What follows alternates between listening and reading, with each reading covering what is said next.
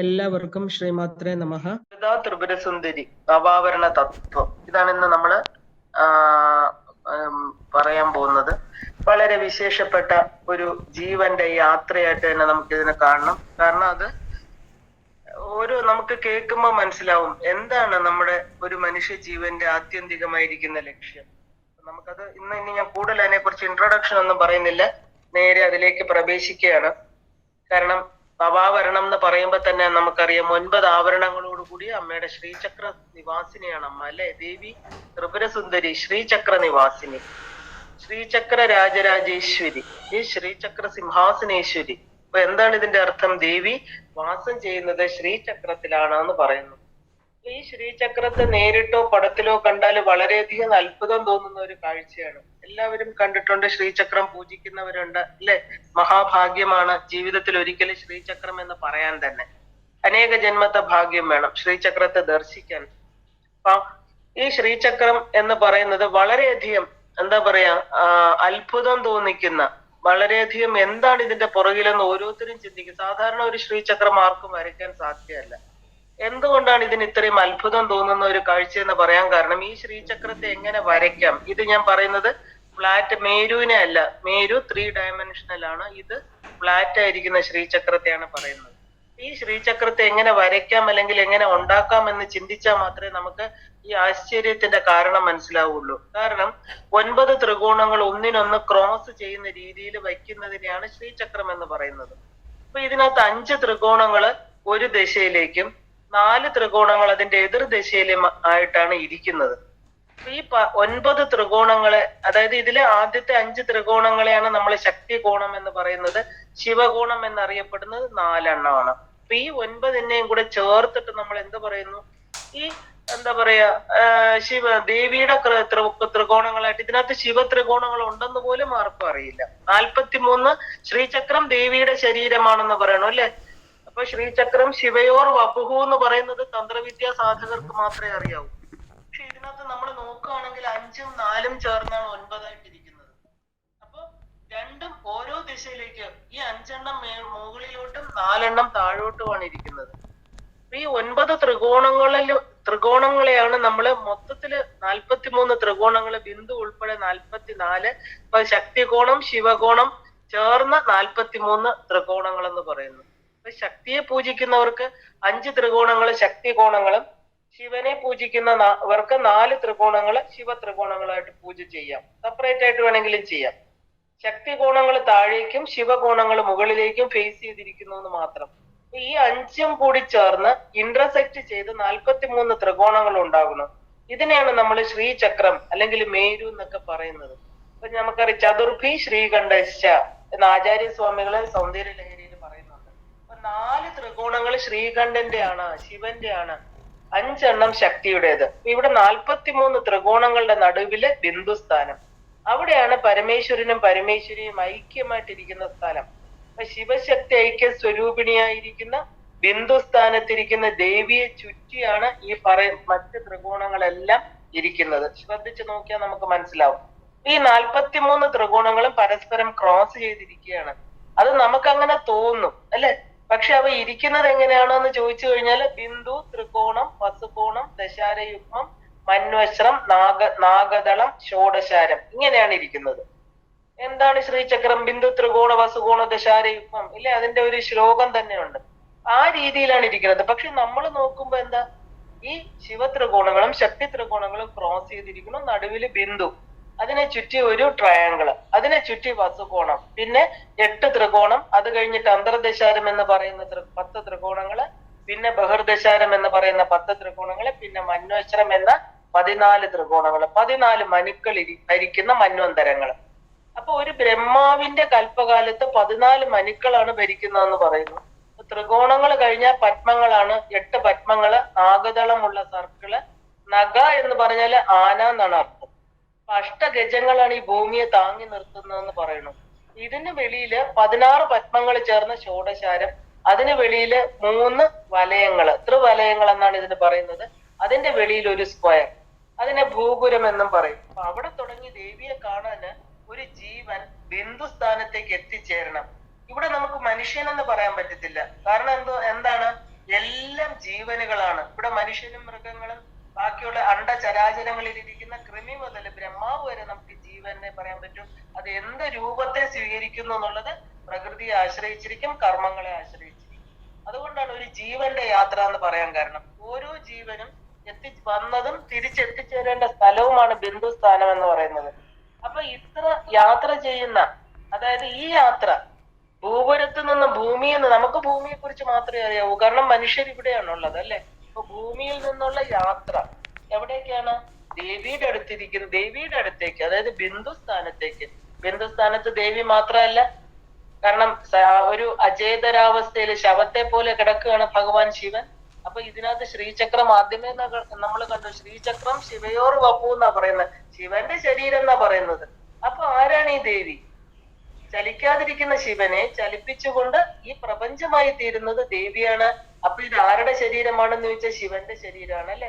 ചലിപ്പിക്കുന്ന ശക്തി എന്ന് പറയുന്ന എനർജി ദേവിയും, ശരീരം എന്ന് പറയുന്ന മാറ്റർ ശിവനുമാണ്. ഇത് മനസ്സിലായി കഴിഞ്ഞാലേ നമുക്ക് തിരിച്ചു പോക്കോ നമുക്ക് മനസ്സിലാവുള്ളൂ. ഇവിടെ നമ്മുടെ ശരീരം എന്ന് പറയുന്ന പഞ്ചഭൂത നിർമ്മിതമായിരിക്കുന്ന 36 ശൈവ തത്വങ്ങൾ അടങ്ങിയിരിക്കുന്ന ഈ ശരീരം, അതിനെ ചലിപ്പിക്കുന്ന ശക്തിയാണ് മഹാത്രിപുര സുന്ദരി എന്ന് പറയുന്ന ദേവി. അപ്പോ ആ ഒരു നവാവരണ പൂജ എന്താണ്, ഈ യാത്ര എന്താണ്, ഇതാണ് നമ്മൾ ഇനി അറിയാൻ പോകുന്നത്. ഈ യാത്ര ചെയ്യാൻ എന്ത് പൂജയാണ് നമ്മൾ ചെയ്യേണ്ടത്? കാരണം ഈ 9 ആവരണങ്ങളെ കടന്ന് മാത്രമേ അവിടെ എത്താൻ പറ്റുള്ളൂ. കാരണം നമ്മൾ ഭൂപുരത്തിലാണ് നിൽക്കുന്നത് അല്ലെ. ദേവിയെ കാണാൻ ഒരു ജീവൻ ബിന്ദുസ്ഥാനത്ത് എത്തിച്ചേരണം. ഈ യാത്ര ചെയ്യുന്ന പൂജയാണ് നവാവരണ പൂജ. ഇവിടെ എത്തിച്ചേരുന്നതിന് മുമ്പേ ലളിതാ പരമേശ്വരിയായിരിക്കുന്ന ആ രാജരാജേശ്വരി ആരാണ് എന്ന് നമ്മള് നല്ലവണ്ണം ലളിതാ സഹസ്രനാമം പഠിക്കുന്നുണ്ട്. എല്ലാം ശരി തന്നെ. പക്ഷെ നമ്മൾ ഇത് വീണ്ടും വീണ്ടും കേട്ടെങ്കിലേ ഒരു ജീവനുമായിട്ട് ഇതിനെ ബന്ധപ്പെടുത്താൻ പറ്റും. നമ്മൾ എവിടെയോ പണ്ടാസുര വധത്തിന് വേണ്ടി വന്ന ദേവി ശ്രീചക്രത്തിൽ ആരൂഢയായി ശ്രീപുരത്ത് ചിന്താമണി ഗൃഹത്തിൽ ഇരിക്കുന്നു എന്ന് നമ്മൾ പറയുന്നു. പക്ഷെ നമ്മളുമായിട്ട് എന്താ ഇപ്പൊ ഈ റീസെന്റ് നമ്മുടെ ഓരോ ശരീരത്തിലും ഇരിക്കുന്ന ദേവിയെ നമ്മൾ എങ്ങനെ അത് നമുക്ക് ബന്ധപ്പെടുത്താം എന്നാണ് നമ്മൾ അറിയേണ്ടത്. അതുകൊണ്ടാണ് ഈ അമ്മ ആരാണ്, ഈ അമ്മയുടെ പെരുമകൾ, അമ്മയുടെ കീർത്തി എന്തൊക്കെയാണെന്ന് നമ്മൾ അറിയണം എന്ന് പറയുന്നത്. ലളിതാംബിക ദേവിയുടെ പൂർണ്ണ ചരിത്രമാണ് വശിന്യാദി വാഗ്ദേവതകൾ രചിച്ച ലളിതാ സഹസ്രനാമം അല്ലെ. വാക്കിന്, അക്ഷരങ്ങൾക്ക് അധിപതികളാണ് വാഗ്ദേവതകൾ എന്ന് പറയുന്നത്. അപ്പൊ അമ്മയുടെ അടുത്ത് അമ്മയെ ചുറ്റിയിരിക്കുന്ന 8 ത്രികോണങ്ങളിൽ ഇരിക്കുന്ന ദേവികളാണ് ഇവരെല്ലാം തന്നെ. ഈ 1000 നാമങ്ങൾ തുടങ്ങുന്നത് തന്നെ എന്താണ്? ശ്രീമാത, ശ്രീ മഹാരാജ്ഞി, ശ്രീമത് സിംഹാസനേശ്വരി എന്ന് പറഞ്ഞ് 999 നാമങ്ങളുടെ അവസാനം ശിവശക്തി ഐക്യരൂപിണി ലളിതാംബിക എന്ന് അവസാനിക്കുന്ന എന്താ പറയാ ലളിതാ സഹസ്രനാമം അല്ലെ. ആദ്യത്തെ 3 നാമങ്ങളില് ശ്രീമാത, അമ്മയാണ് കുഞ്ഞുങ്ങൾക്ക് ജന്മം കൊടുക്കുന്നത്. അപ്പൊ സൃഷ്ടികർत्री അമ്മ. അടുത്തത് എന്താ? മഹാരാജ്ഞി, ഒരു മഹാരാജ്യത്തിന്റെ മഹാറാണിയായിരിക്കുന്നവൾ. അതായത് തന്റെ പവർ, ആ ശക്തി, അതിനെ എല്ലാത്തിനെയും വെച്ച് ചെയ്യുന്ന ജോലി എന്താണ്? തന്റെ രാജ്യത്തെ രക്ഷിക്കുക എന്നുള്ളതാണ്. പരിപാലിക്കുന്നു അമ്മ. അപ്പൊ എന്താണ്? സ്ഥിതികാരകയാണ് ദേവി. കാക്കുന്നു എന്ന് പറഞ്ഞാല് എല്ലാത്തിനെയും സംരക്ഷിക്കുക എന്നുള്ള അർത്ഥം. ശ്രീമത് സിംഹാസനേശ്വരി എന്നാല് സിംഹത്തിന് പുറത്തിരിക്കുന്നവൾ സിംഹാസനേശ്വരി. തിരിച്ചിട്ടാൽ എന്താ? ഹിംസാനേശ്വരി എന്ന് വരും അല്ലെ. ഉണ്ടാക്കിയതിനെ എല്ലാം ഇല്ലാതാക്കുന്നവൾ. അതും ആരാണ്? ഈ ദേവി തന്നെ. അപ്പൊ ഇത് നോക്കുമ്പോ ആദ്യത്തെ 3 നാമങ്ങളില് അമ്മയുടെ ഈ 5 കൃത്യങ്ങൾ, 2 തിരോധാനം അനുഗ്രഹം പറഞ്ഞിട്ടില്ല, പക്ഷെ അമ്മയുടെ 5 കൃത്യങ്ങളും ഇതിനകത്ത് ഇൻകോർപ്പറേറ്റ് ചെയ്തിരിക്കുകയാണ്. എന്താ? സൃഷ്ടി, സ്ഥിതി, സംഹാരം 3 ചെയ്യുന്നവൾ.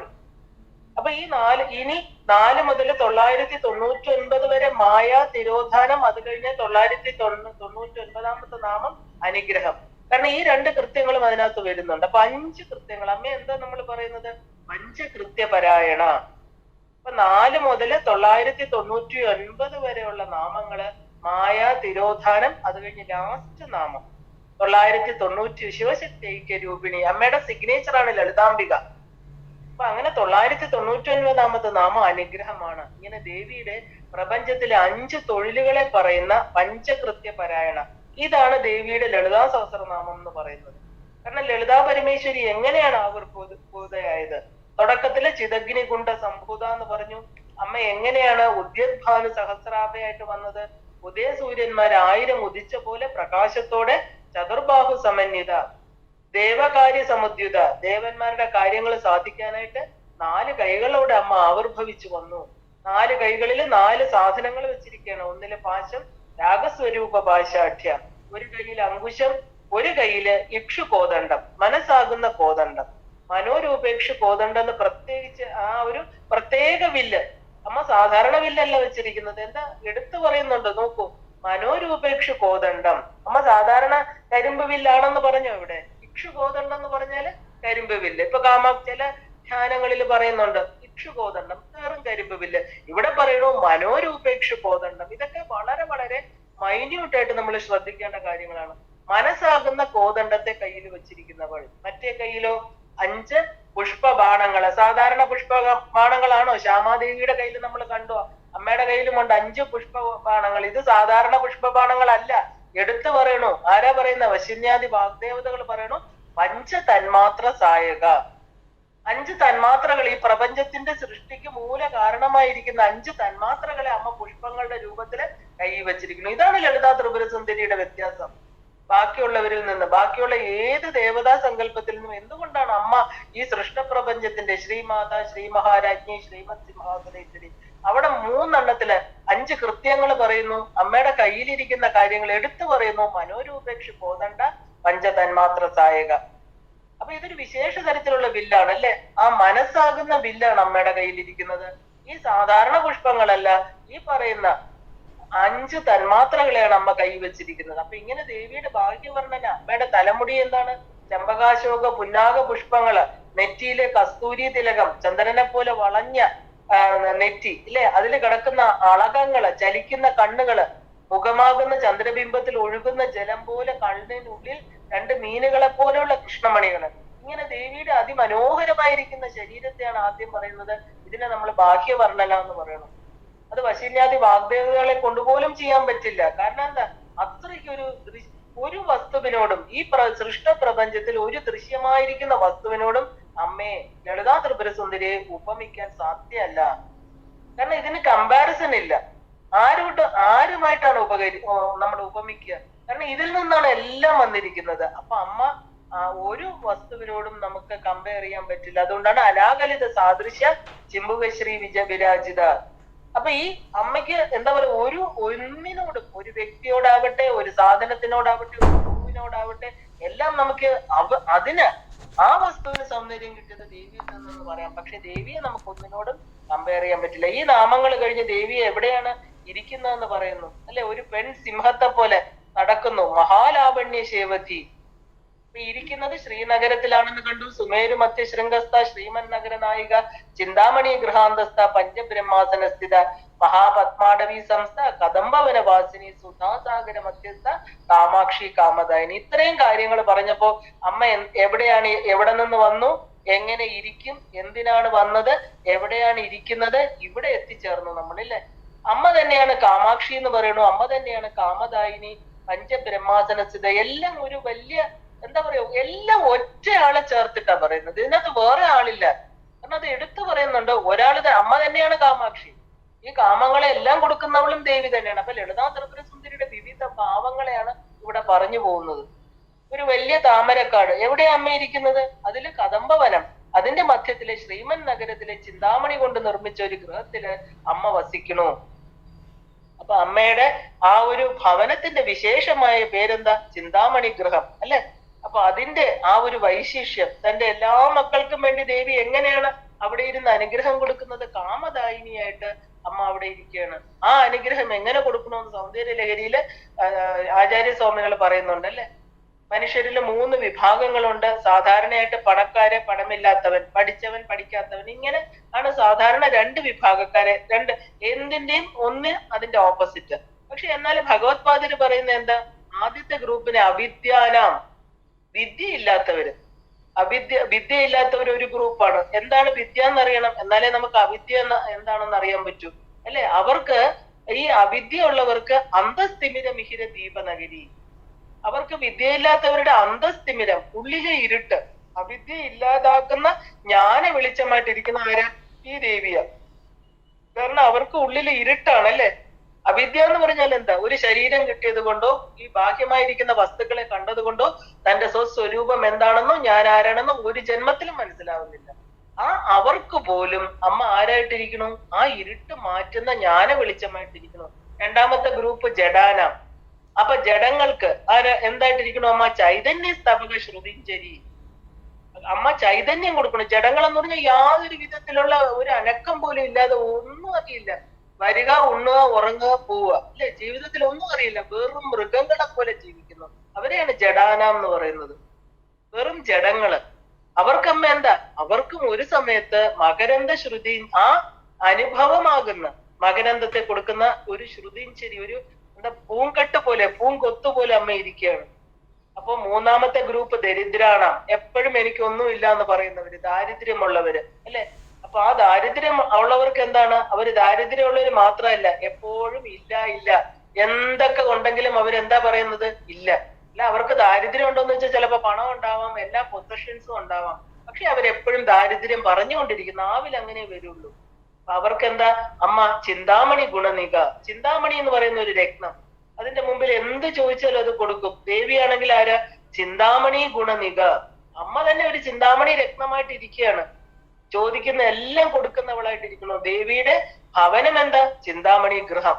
അമ്മ ചിന്താമണി രത്നം, അമ്മ ഇരിക്കുന്ന ഭവനം ചിന്താമണി കൊണ്ടുണ്ടാക്കിയ ഒരു വീട്. അപ്പൊ സുധാ സിന്ധുവിന്റെ മധ്യത്തില് കാമാക്ഷിയായിട്ട്, കാമദായിനിയായിട്ട് സദാ വസിക്കുന്നു ദേവി. എത്ര ജന്മങ്ങൾ വേണം അമ്മയെ ഇങ്ങനെ പൂജിക്കണമെങ്കിൽ? എത്ര അനുഗ്രഹം ഉണ്ടായിരിക്കണം നമുക്ക്? കാമങ്ങളെ എല്ലാം തന്റെ ഭക്തർക്ക് ആ കണ്ണിന്റെ നോട്ടത്തിലൂടെ തന്നെ നടത്തി കൊടുക്കുന്ന കാമാക്ഷിയായിട്ടിരിക്കുന്നു. ലളിതാംബിക, രാജരാജേശ്വരി, കാമാക്ഷി, ത്രിപുരസുന്ദരി. എപ്പോഴും മനസ്സിലാക്കുക, ഇത് നാലും ഒന്നാണെന്ന് കാണിക്കാനാണ് ഈ കാര്യങ്ങളെല്ലാം പറയുന്നത്. ഇവര് സെപ്പറേറ്റ് അല്ല, ഇവര് വേറെ അല്ല. സാധാരണഗതിയില് നമ്മള് അമ്പാൾ അല്ലെങ്കിൽ ദേവി എന്ന് പറയുമ്പോൾ അതെന്താണ്? പാർവതി ദേവിയാണ് പറയുന്നത്. പരമേശ്വരിയായിട്ടിരിക്കുന്നവൾ, മലമകൾ, മലയധ്വജ പാണ്ഡ്യന്റെ പുത്രിയായിരിക്കുന്ന മീനാക്ഷി, ഹിമവാന്റെ മകൾ ഹൈമവതി, അല്ലെ? ഇതിലെല്ലാം ദേവിയെ നമ്മൾ പച്ച നിറത്തിലാണ് കാണപ്പെടുന്നത്. വിഷ്ണു സഹോദരി, വിഷ്ണുവിന്റെ അതേ നിറം. എന്നാല് ഈ 4 ദേവതമാരെ പറയുമ്പോ കാമാക്ഷി, ത്രിപുരസുന്ദരി, ലളിതാംബിക, രാജരാജേശ്വരി എല്ലാം തന്നെ ചുവന്ന നിറത്തിലാണ് പറയുന്നത്. രാജരാജേശ്വരി, ഈ 4 പേരും ഒരേ രൂപത്തിലാണ് ഇരിക്കുന്നത്. കാരണം 4 പേർക്കും എന്താ ഒരേപോലെ 4 കൈകള്, അതില് പാശം, അങ്കുശം, കോദണ്ഡം, പുഷ്പബാണങ്ങള്. ഈ 4 പേർക്കും ഒരുപോലെയാണെന്ന് പറയണം. അഭിരാമി പട്ടരെ അഭിരാമി എന്ന് തുടങ്ങിയിട്ട് അവസാനം എന്താ ദേവി വിളിക്കുന്നത്? ത്രിപുരസുന്ദരി എന്നാ വിളിക്കുന്നത്. അപ്പൊ ത്രിപുരസുന്ദരിയാണ് ലളിതാംബിക, കാമാക്ഷി, രാജരാജേശ്വരി. ഇനി നമ്മള് സഹസ്രനാമത്തില് ദേവിയെ സേവിക്കുന്നവരെ പറയുന്നുണ്ട്. ആരൊക്കെ അമ്മയെ സേവിക്കുന്നത്? സമ്പത്കരി, ഇതൊക്കെ പറഞ്ഞു പോകാൻ കാരണം ഈ നവ ആവരണങ്ങളിൽ ഇരിക്കുന്ന ദേവതമാരെ എല്ലാം നമ്മൾ അറിയണം. എന്നാലേ നമുക്ക് പൂജിക്കാനോ അവരെന്താണ് നമ്മുടെ ഒരു ജീവന് വേണ്ടി ചെയ്യണമെന്ന് അറിയണം. ഈ അമ്മ അവിടെ വന്ന് ഇരിക്കുക എന്ന് പറഞ്ഞാൽ എന്താ? 30 മുക്കോടിയും ദേവകൾ, അല്ലെ? ചതുഷ്ഷഷ്ടി കോടി ദേവതകളാണ് അമ്മയെ പൂജിച്ചുകൊണ്ടിരിക്കുന്നത്. അപ്പൊ ഇത് ആദ്യം തന്നെ പ്രധാനപ്പെട്ട ദേവതമാരെ ഈ പറയുന്നത്. അപ്പൊ അമ്മ വന്നപ്പോഴെന്താ? ആ അമ്മയെ പൂജിക്കുന്ന വേറെ അമ്മയുടെ ആ 4 കൈകളിൽ നിന്ന് വന്ന 4 ആയുധങ്ങളിൽ നിന്ന് വന്നത് അതാരാണ്? സമ്പത്കരി, സമാരൂഢ, സിന്ദൂരവ്രജ സേവിത, അല്ലെ? അശ്വാരൂഢാധിഷ്ഠിത, കോടി കോടി രാഭൃത. ഇങ്ങനെ ഒരു ആനപ്പട, അതിനെ നയിച്ചുകൊണ്ട് രണകോലാഹലം എന്ന് പറയുന്ന ആനയുടെ മുകളില് സമ്പത്കരി ദേവി വരുന്നു. അടുത്തതായിട്ട് അശ്വപ്പട വരുന്നു. അതിനെ നയിച്ചുകൊണ്ട് അപരാജിത എന്ന് പറയുന്ന ഒരു കുതിരയുടെ പുറത്ത് കയറിയിട്ട് അശ്വാരൂഢ ദേവി വരുന്നു. അപ്പോൾ എന്താ? ഇത്രയും സേനകൾ വരുന്നത് ദേവിയുടെ ഏതോ ഒരു യുദ്ധത്തിന് പുറപ്പെട്ടിട്ടുണ്ടെന്ന് അർത്ഥം കാണിക്കുകയാണ്. അമ്മ എന്തിനാ ഇവിടെ ആവിഷ്കരിച്ചിരിക്കുന്നത്? അമ്മ വന്നത് എന്തിനാ? ഈ ഒരു ഒറ്റ വ്യക്തിയെ ഇല്ലാതാക്കാൻ, ഭണ്ഡാസുരൻ എന്ന് പറയുന്ന വ്യക്തിയെ ഇല്ലാതാക്കാൻ ദേവന്മാര് വിളിച്ചത് കൊണ്ടാണ് അമ്മ വന്നത്. അപ്പോ ഇത്രയും സേനകൾ വരുന്നത് ദേവിയുടെ യുദ്ധത്തിന് ദേവിയെ സഹായിക്കാനാണ് എന്നർത്ഥം. അപ്പൊ നമ്മുടെ ഉള്ളില് ദേവി വന്നു, നമുക്ക് ദേവിയെ ഇരുത്താൻ പറ്റി എന്ന് പറഞ്ഞാൽ എന്താ? ഈ അനേകായിരം ശത്രുക്കളെ ഈ ഭണ്ഡാസുരന് താഴെയാണ് ബാക്കി എല്ലാ ശത്രുക്കളും. അപ്പൊ മെയിൻ ആളിനെ കൊല്ലാനാണ് അമ്മ വരുന്നത്, അല്ലെ? അമ്മയുടെ നമ്മുടെ ബാക്കി ശത്രുക്കളെ എല്ലാം തന്നെ നമ്മളിത് ഓരോ വരിയിലും മനസ്സിലാക്കിക്കൊള്ളണം. കാരണം അമ്മയുടെ താഴെയുള്ള എല്ലാത്തിനും അമ്മ വരണമെന്നില്ല. കാരണം ഈ പ്രപഞ്ച നായികയാണ് അമ്മ. അമ്മ വരുന്നത് പ്രധാനമായിരിക്കുന്ന ഭണ്ഡാസുരനെ വധിക്കാൻ മാത്രമാണ്. അമ്മയുടെ താഴെയുള്ള ദേവതകളെല്ലാം തന്നെ ആരാണോ ലളിതാ ത്രിപുരസുന്ദരിയെ ഉപാസിക്കുന്നത് അവർക്ക് സഹായകമായി നിൽക്കും. അത് പറയാണ് ഇവിടെ. കാരണം അപരാജിത എന്ന് പറയുന്ന കുതിരയുടെ പുറത്ത്, ഒരിക്കലും പരാജിതമല്ലാത്ത കുതിരയുടെ പുറത്താണ് അശ്വാരൂഢാദേവി വരുന്നത്. അപ്പോ ഇത്രയും സേന വരുന്നത് ഒരു യുദ്ധത്തിന് വേണ്ടിയിട്ടാണ്. ഇനി 2 പേരും കൂടി വരുന്നുണ്ടല്ലേ, വലിയ സൈന്യവുമായിട്ട്. ഗേയചക്ര രഥാരൂഢ മന്ത്രിണീ പരിസേവിത. മന്ത്രിണീ ദേവി, സാക്ഷാൽ രാജശ്യാമള ഗേയചക്രത്തിൽ വരികയാണ്. ഗിരിചക്ര രഥാരൂഢ ദണ്ഡനാഥ പുരസ്കൃത. ദണ്ഡനാഥയായിരിക്കുന്ന വാരാഹി ദേവിയാണെങ്കിലോ ഗിരിചക്രത്തിൽ എഴുന്നള്ളി വരുന്നു. ഗിരി എന്ന് പറഞ്ഞാൽ വരാഹം. അപ്പൊ ഈ രണ്ട് രഥങ്ങളുടെ മധ്യത്തില് ദേവി ശ്രീചക്ര ആരൂഢയായിട്ട്, ശ്രീചക്രം എന്ന് പറയുന്ന ഏറ്റവും ഉയർന്ന മഹാരഥം എന്ന് പറയാം, ഏത് അഹത്തിനെയും മഹത്താക്കി തീർക്കുന്ന രഥത്തില് ഈ രണ്ടുപേരുടെ മധ്യത്തില് ആ 9 നിലകളുള്ള രഥത്തില് സാക്ഷാൽ ലളിതാദേവി തയ്യാറായി വരികയാണ്. എന്തിന്? പണ്ടാസുര യുദ്ധത്തിന് വേണ്ടി. അപ്പൊ ഇതിനർത്ഥം നമ്മൾ എന്താ എടുക്കേണ്ടത്? എന്തോ ഒരു വലിയ യുദ്ധം നടക്കാൻ പോണു അല്ലെ? ഒരു ജീവന് ദേവിയെ ശരണാഗതി ചെയ്തു കഴിഞ്ഞു. ഇനി നമുക്ക് അമ്മയുടെ അടുത്ത് എത്തിയേ പറ്റൂ. ആർക്കാണോ ഈ നിർബന്ധ ബുദ്ധി ഉള്ളത്, എനിക്ക് വേറെ ഒന്നും വേണ്ട, എനിക്ക് ഈ പാദപത്മം വേണം എന്ന് അതിനുവേണ്ടി ഉറച്ചിറങ്ങിയിരിക്കുകയാണ് ആര്? ദേവന്മാര് അല്ലെ? അത് ആ ഓരോ ദേവന്മാരും നമ്മളിലുണ്ട്. ഏത് സാധകൻ അല്ലെങ്കിൽ സാധകയാണോ ദേവിയെ പൂർണ്ണമായിട്ട് വേണം, ഭരിക്കണമെന്ന് ആഗ്രഹിക്കുന്ന ഒരു ഉറപ്പാണ് ദേവിയുടെ അടുത്ത് എത്തിച്ചേരും. കാരണം എന്താ? അമ്മ ശ്രീചക്ര രഥത്തിൽ ഇത്രയും സൈന്യത്തോടു കൂടി വരികയാണ്. കാരണം എന്താ? അമ്മയെ ശരണാഗതി ചെയ്തിരിക്കുകയാണ്. അമ്മയുടെ താഴെയുള്ളവരല്ല. ലളിതാ ത്രിപുര സുന്ദരി നിസ്സാര ദേവതയാണോ? അതിന്റെ ഇത് കാണിക്കാനാണ് തുടക്കത്തിൽ അമ്മ ആരാണോ എന്ന് പറയുന്നത്.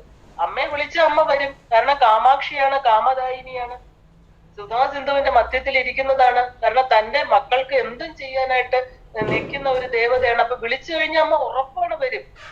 എന്ത് മന്ത്രം സ്വീകരിച്ചു കഴിഞ്ഞാൽ അമ്മ നമുക്ക് വേണ്ടി തയ്യാറായി നിൽക്കുകയാണ്. ആര്?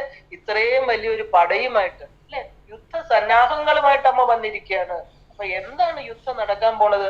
എന്തിനാണ് ദേവി അവതാരം എടുത്തു വന്നത്?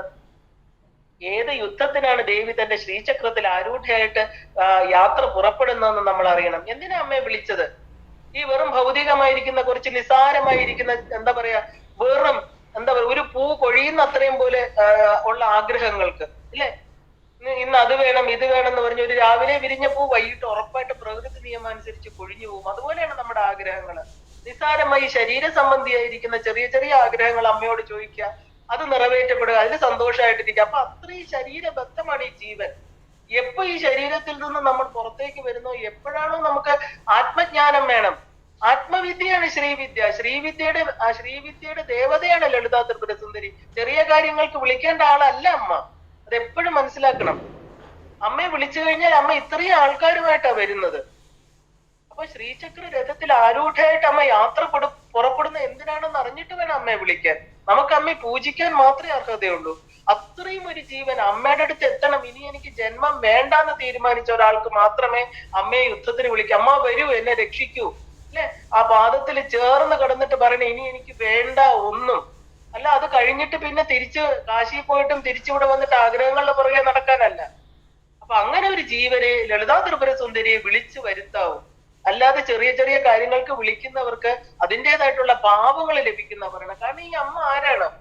ഇത്രയും വലിയ ഒരാള്, ഒരു രാജ്യത്തിന്റെ പ്രധാനമന്ത്രിയെ ഒരു കോർപ്പറേഷനിൽ ഒരു ചെറിയ കാര്യം നടത്താൻ നമ്മൾ വിളിച്ചോണ്ട് വരുമോ? വരാൻ പറ്റുമോ? നമുക്ക് അവിടെ എത്താൻ പറ്റുമോ? ചിന്തിച്ചു നോക്കൂ. അത്രയും ഫോർട്ടുകൾ, 24 ഫോർട്ടും മഹാപത്മാടവിയും ഒക്കെ കടന്ന് ചെല്ലേണ്ടുന്ന ഒരു മഹാശക്തി, 5 കൃത്യങ്ങൾ ഈ പ്രപഞ്ചത്തെ ബഹിരണ്ഡങ്ങളെ പരിപാലിക്കുന്ന മഹാശക്തിയാണോ നമ്മൾ വിളിച്ചോണ്ട് വരേണ്ടത് ചെറിയ കാര്യങ്ങൾക്ക്? അവിടെ ഇരുന്ന് എത്രയോ ദൂരത്തിലിരുന്ന് പൂജിക്കാൻ മാത്രമേ നമുക്ക് അർഹതയുള്ളൂ. അത് ചെയ്താൽ മതി. അമ്മയുടെ താഴെ അനേക കോടി ദേവതമാരുണ്ട് നമ്മുടെ ചെറിയ ചെറിയ കാര്യങ്ങൾ നടത്തിത്തരാൻ.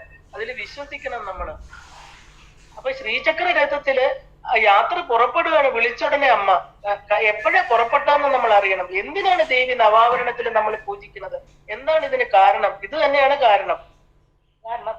ഈ കഥ തുടങ്ങുന്നത് ശ്രീ പരമശിവന്റെ 3-ാം തൃക്കണ്ണിലെ ആ ഒരു അഗ്നിയിൽ നിന്ന് എരിഞ്ഞ് ചാമ്പലായിരിക്കുന്ന കാമദേവനിൽ തുടങ്ങുകയാണ് കഥ അല്ലെ? ഹിമവത് സാനുവില് തപസ് ചെയ്തിരുന്ന ശിവഭഗവാന്റെ മനസ്സ് ഇളക്കാനായിട്ട് ദേവന്മാരെല്ലാരും ചേർന്ന് മന്മഥനെ അയക്കുകയും ഭഗവാൻ കണ്ണു തുറക്കുകയും കാമൻ കോപാഗ്നിയിൽ എരിഞ്ഞ് ചാമ്പലായി ചേരുകയും ചെയ്യണം. ആ ചാമ്പല് കുന്നുകൂടി കിടക്കുകയാണ്. അതിൽ ശിവഗണങ്ങളിൽ ഒരാളായിരിക്കുന്ന ചിത്രകർമാവ് കണ്ടു. അതിനെ കുറിച്ച് ജലം ഒഴിച്ച് കുഴച്ച് പ്രതിമയുണ്ടാക്കി കളിച്ചു. കണ്ണും മൂക്കും കൈയും കാലും ഒക്കെ വെച്ച് നല്ല ഒരു പ്രതിമയുണ്ടാക്കി സാക്ഷാൽ ശിവഭഗവാനെ കൊണ്ടുപോയി കാണിക്കുകയാണ്. ആ ഒരു ചിത്രത്തെ ഉണ്ടാക്കിയവൻ ചിത്രകർമ്മൻ അല്ലെ? നമ്മളെല്ലാം എന്താണ്? നമ്മുടെ ചിത്രങ്ങൾ, ശരീരമാകുന്ന ചിത്രങ്ങൾ ഉണ്ടാക്കുന്ന ഒരു മനസ്സ് നമ്മുടെ ഉള്ളിലുണ്ട്. അതാണ് ചിത്രകർമ്മൻ. നമുക്ക് വീണ്ടും വീണ്ടും ജന്മങ്ങളിലേക്ക് വരുന്ന ഈ ശരീരങ്ങളെ തരുന്ന ഒരാളാണ് ചിത്രകർമ്മൻ. നമ്മുടെ ഉള്ളിലെല്ലാം നമ്മൾ അതിനെ ചിത്രഗുപ്തൻ എന്ന് പറയുന്നു. നമ്മൾ ഓർഡർ ചെയ്യുന്നു, നമുക്ക് ആഗ്രഹങ്ങൾ വരുന്നു, വീണ്ടും നമുക്ക് ജന്മങ്ങളിലേക്ക് പോവേണ്ടി വരുന്നു. ആഗ്രഹം വെച്ചുകൊണ്ട് ജന്മങ്ങൾ വേണ്ട എന്ന് പറയാൻ പറ്റില്ല. അപ്പൊ നമ്മൾ കർമ്മങ്ങളെല്ലാം ചെയ്യുന്നത് ആഗ്രഹ പൂർത്തീകരണത്തിനാണെങ്കിൽ തീർച്ചയായിട്ടും ജന്മം വന്നു ചേരും. നമുക്കൊന്നും ചെയ്യാൻ പറ്റില്ല. മന്മഥൻ എരിഞ്ഞത് എന്തിലാണ്? ഭഗവാന്റെ ജ്ഞാനാഗ്നിയാകുന്ന തൃക്കണ്ണിലെ അഗ്നി കൊണ്ടാണ് ഈ മന്മഥൻ എരിഞ്ഞ് ചാമ്പലായത്. അതിൽ നിന്ന് വീണ്ടും അടുത്ത ആൾ ഉണ്ടാക്കിയിരിക്കുന്നു. നോക്കൂ, അപ്പൊ ഈ DNA എന്ന് പറയുന്നത് നിരന്തരമാണോ? നിരന്തരമുള്ളതാണ്. ഏകദേശം 650 തലമുറ വരെ പോകുമെന്ന് പറയുന്നത് സത്യമാണ് അല്ലേ? അപ്പൊ ഈ ചിത്രകർമാവ് എന്ത് ചെയ്തു? കുറച്ച് ജലം ഒഴിച്ച് പ്രതിമ ഉണ്ടാക്കിയിട്ട് എന്ത് ചെയ്തു? കണ്ണും മൂക്ക് വെച്ച് ഭഗവാന്റെ മുമ്പിൽ കൊണ്ട് കാണിച്ചു. അപ്പൊ ഈ സുന്ദരമായിരിക്കുന്ന പ്രതിമ കണ്ട് ശിവഭഗവാൻ എന്ത് ചെയ്തു? കയ്യിൽ വാങ്ങി നോക്കി. ഭഗവാൻ കയ്യിൽ വാങ്ങിച്ച എന്താ? ജീവൻ കൊടുക്കുക എന്നാണ് അർത്ഥം അല്ലേ? അപ്പൊ ആ ചിത്രകർമ്മൻ പറഞ്ഞു, നല്ല ബൊമ്മയാണ്, ഇതിന് ജീവൻ കൊടുക്കണം സ്വാമി എന്ന് പറയുന്നു. ഇത് കേൾക്കേണ്ട താമസം എന്ത് ചെയ്തു? ഭഗവാൻ ആ തന്റെ ഭൂതഗണത്തിന്റെ ആഗ്രഹത്തെ നിറവേറ്റാൻ ഒന്ന് ഊതുകയാണ്. ഒരു ശ്വാസം, ഭഗവാന്റെ ശ്വാസം അതിലോട്ട് തട്ടി അതിന് ജീവൻ വെക്കുന്നു. ആ ബൊമ്മ അനങ്ങാൻ തുടങ്ങി അല്ലെ? ചുറ്റും കൂടി നിന്നവര് ഭണ്ട ഭണ്ട എന്ന് ആർത്ത് വിളിക്കുകയാണ്. ഭണ്ട എന്ന് പറഞ്ഞാൽ നല്ലതെന്ന് അർത്ഥമുണ്ട്, ബ്രഹ്മാവ് വിളിച്ചതിനർത്ഥം വേണ്ട വേണ്ട എന്നുണ്ട്. ഇങ്ങനെ പല പുരാണങ്ങളില് പല അർത്ഥങ്ങൾ പറയുന്നുണ്ട്. ഇവിടെ എന്താ? ഭണ്ട എന്ന് വിളിച്ചപ്പോ എന്താ? അത് ഭണ്ടാന്ന് പറഞ്ഞാൽ നല്ലതെന്ന അർത്ഥത്തിലാണ് ഇവിടെ വിളിച്ചത്. കാരണം ഭഗവാൻ കൈകൊണ്ട് തൊട്ടതാണ് ഇല്ലേ? ശിവഭഗവാന്റെ കയ്യില് അദ്ദേഹത്തിന്റെ ശ്വാസം നേരിട്ട് വീണ ഒരു വ്യക്തിയാണ്. അപ്പൊ അങ്ങനെ അവന്റെ പേര് ഭണ്ഡൻ എന്നായി. അപ്പൊ ഈ കുട്ടി കൈലാസത്തില് ഈ കുട്ടി എന്ത് വന്നു? ബാക്കിയുള്ളവരുമായിട്ട് കൈലാസത്തിലാണ് ഈ കുട്ടി ജനിച്ചതും വളർന്നതും ഒക്കെ. എത്ര ഉയർന്ന തലമാണ് ഭണ്ഡാസുരൻ എന്ന് ചിന്തിച്ചു നോക്കൂ. ഭൂമിയിലല്ല ഭണ്ഡാസുരൻ വളർന്നത്. ഭണ്ഡാസുരൻ വളർന്നത് കൈലാസത്തില് സുബ്രഹ്മണ്യ സ്വാമിയും ഗണപതിയും ഒക്കെ താമസിക്കുന്ന പോലെ. ആ വളർന്നു വന്ന കുട്ടി ചിത്രകർമാവിന്റെ മകനെ പോലെ വളർന്നു വന്നു എന്നാണ് പറയുന്നത്. രുദ്രഹോമങ്ങള് യാഗങ്ങളൊക്കെ ചെയ്യാൻ തുടങ്ങി. നിറയെ മന്ത്രങ്ങൾ പഠിച്ചു. ശിവനെ നോക്കി തപസ് ചെയ്യാൻ പഠിച്ചു. ഇതിന് പാരിതോഷികമായിട്ട്, അതായത് ശതരുദ്രീയം ജപിച്ച് ഭഗവാനെ പൂജിച്ചു എന്നാ പറയുന്നത്. ഇതില് ഭഗവാന് ഭയങ്കര സന്തോഷമായി. പല പല വരങ്ങൾ കൊടുത്തു. ഒരു വരം വാങ്ങുമ്പോൾ ഒരു വരം കിട്ടിക്കഴിയുമ്പോഴാണ് നമ്മൾ നല്ല ആളാണോ ചീത്ത ആളാണോ എന്ന് മനസ്സിലാവുന്നത് അല്ലെ? ഒരു മന്ത്രം അത് കിട്ടിക്കഴിഞ്ഞിട്ട് കിട്ടുന്നവരെ നമുക്ക് വേണമെന്ന് പറയും. കിട്ടിക്കഴിഞ്ഞ് അതിനെ എങ്ങനെ ഉപയോഗിക്കുന്നു? ആ മന്ത്രത്തിനോട് നീതി പുലർത്തുന്നുണ്ടോ? ഇല്ലെങ്കിൽ ഒരു വരമാവട്ടെ, എന്ത് കാര്യമാവട്ടെ, നമ്മൾ ആഗ്രഹിച്ച ഒരു സാധനം നമുക്ക് കിട്ടിക്കഴിയുമ്പോൾ ആഗ്രഹം അവിടെ കഴിഞ്ഞു. പിന്നെ അതിനെ നമ്മൾ എങ്ങനെ പരിപാലിക്കപ്പെടുന്നു? മറ്റുള്ള ഭൗതിക വസ്തുക്കളെ പോലെ അല്ല മന്ത്രം എന്ന് പറയുന്നത്. കിട്ടാൻ എളുപ്പമായിരിക്കാം ചിലപ്പോ, ഏതോ പൂർവ്വജന്മ പുണ്യം. പക്ഷെ അത് മരണം വരെ കൊണ്ട് നടക്കുക എന്ന് പറയുന്നത് എളുപ്പമല്ല. അതുപോലെ ഭണ്ഡാസുരൻ എന്ത് ചെയ്തു? ഇതുവരെ നല്ല ആളായിരുന്നു ഇല്ലേ? ഭഗവാൻ വരങ്ങൾ വാരി വാരി കൊടുത്തു. അവസാനം എന്താ? വരം വരം കിട്ടുമോ എന്നുള്ള സംശയത്തിലാണ് ഇദ്ദേഹം തപസ് ചെയ്തത്.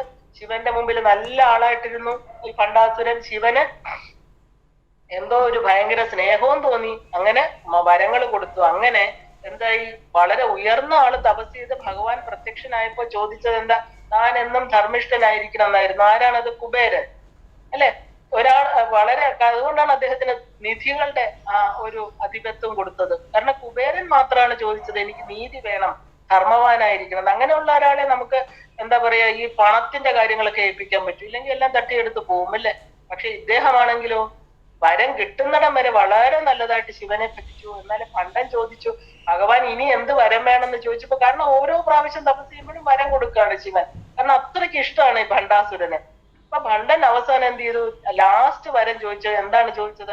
60,000 വർഷം ജീവിക്കണം, മാത്രമല്ല തന്നെ എതിരിടുന്നവരുടെ പകുതി ബലം തനിക്ക് കിട്ടണം.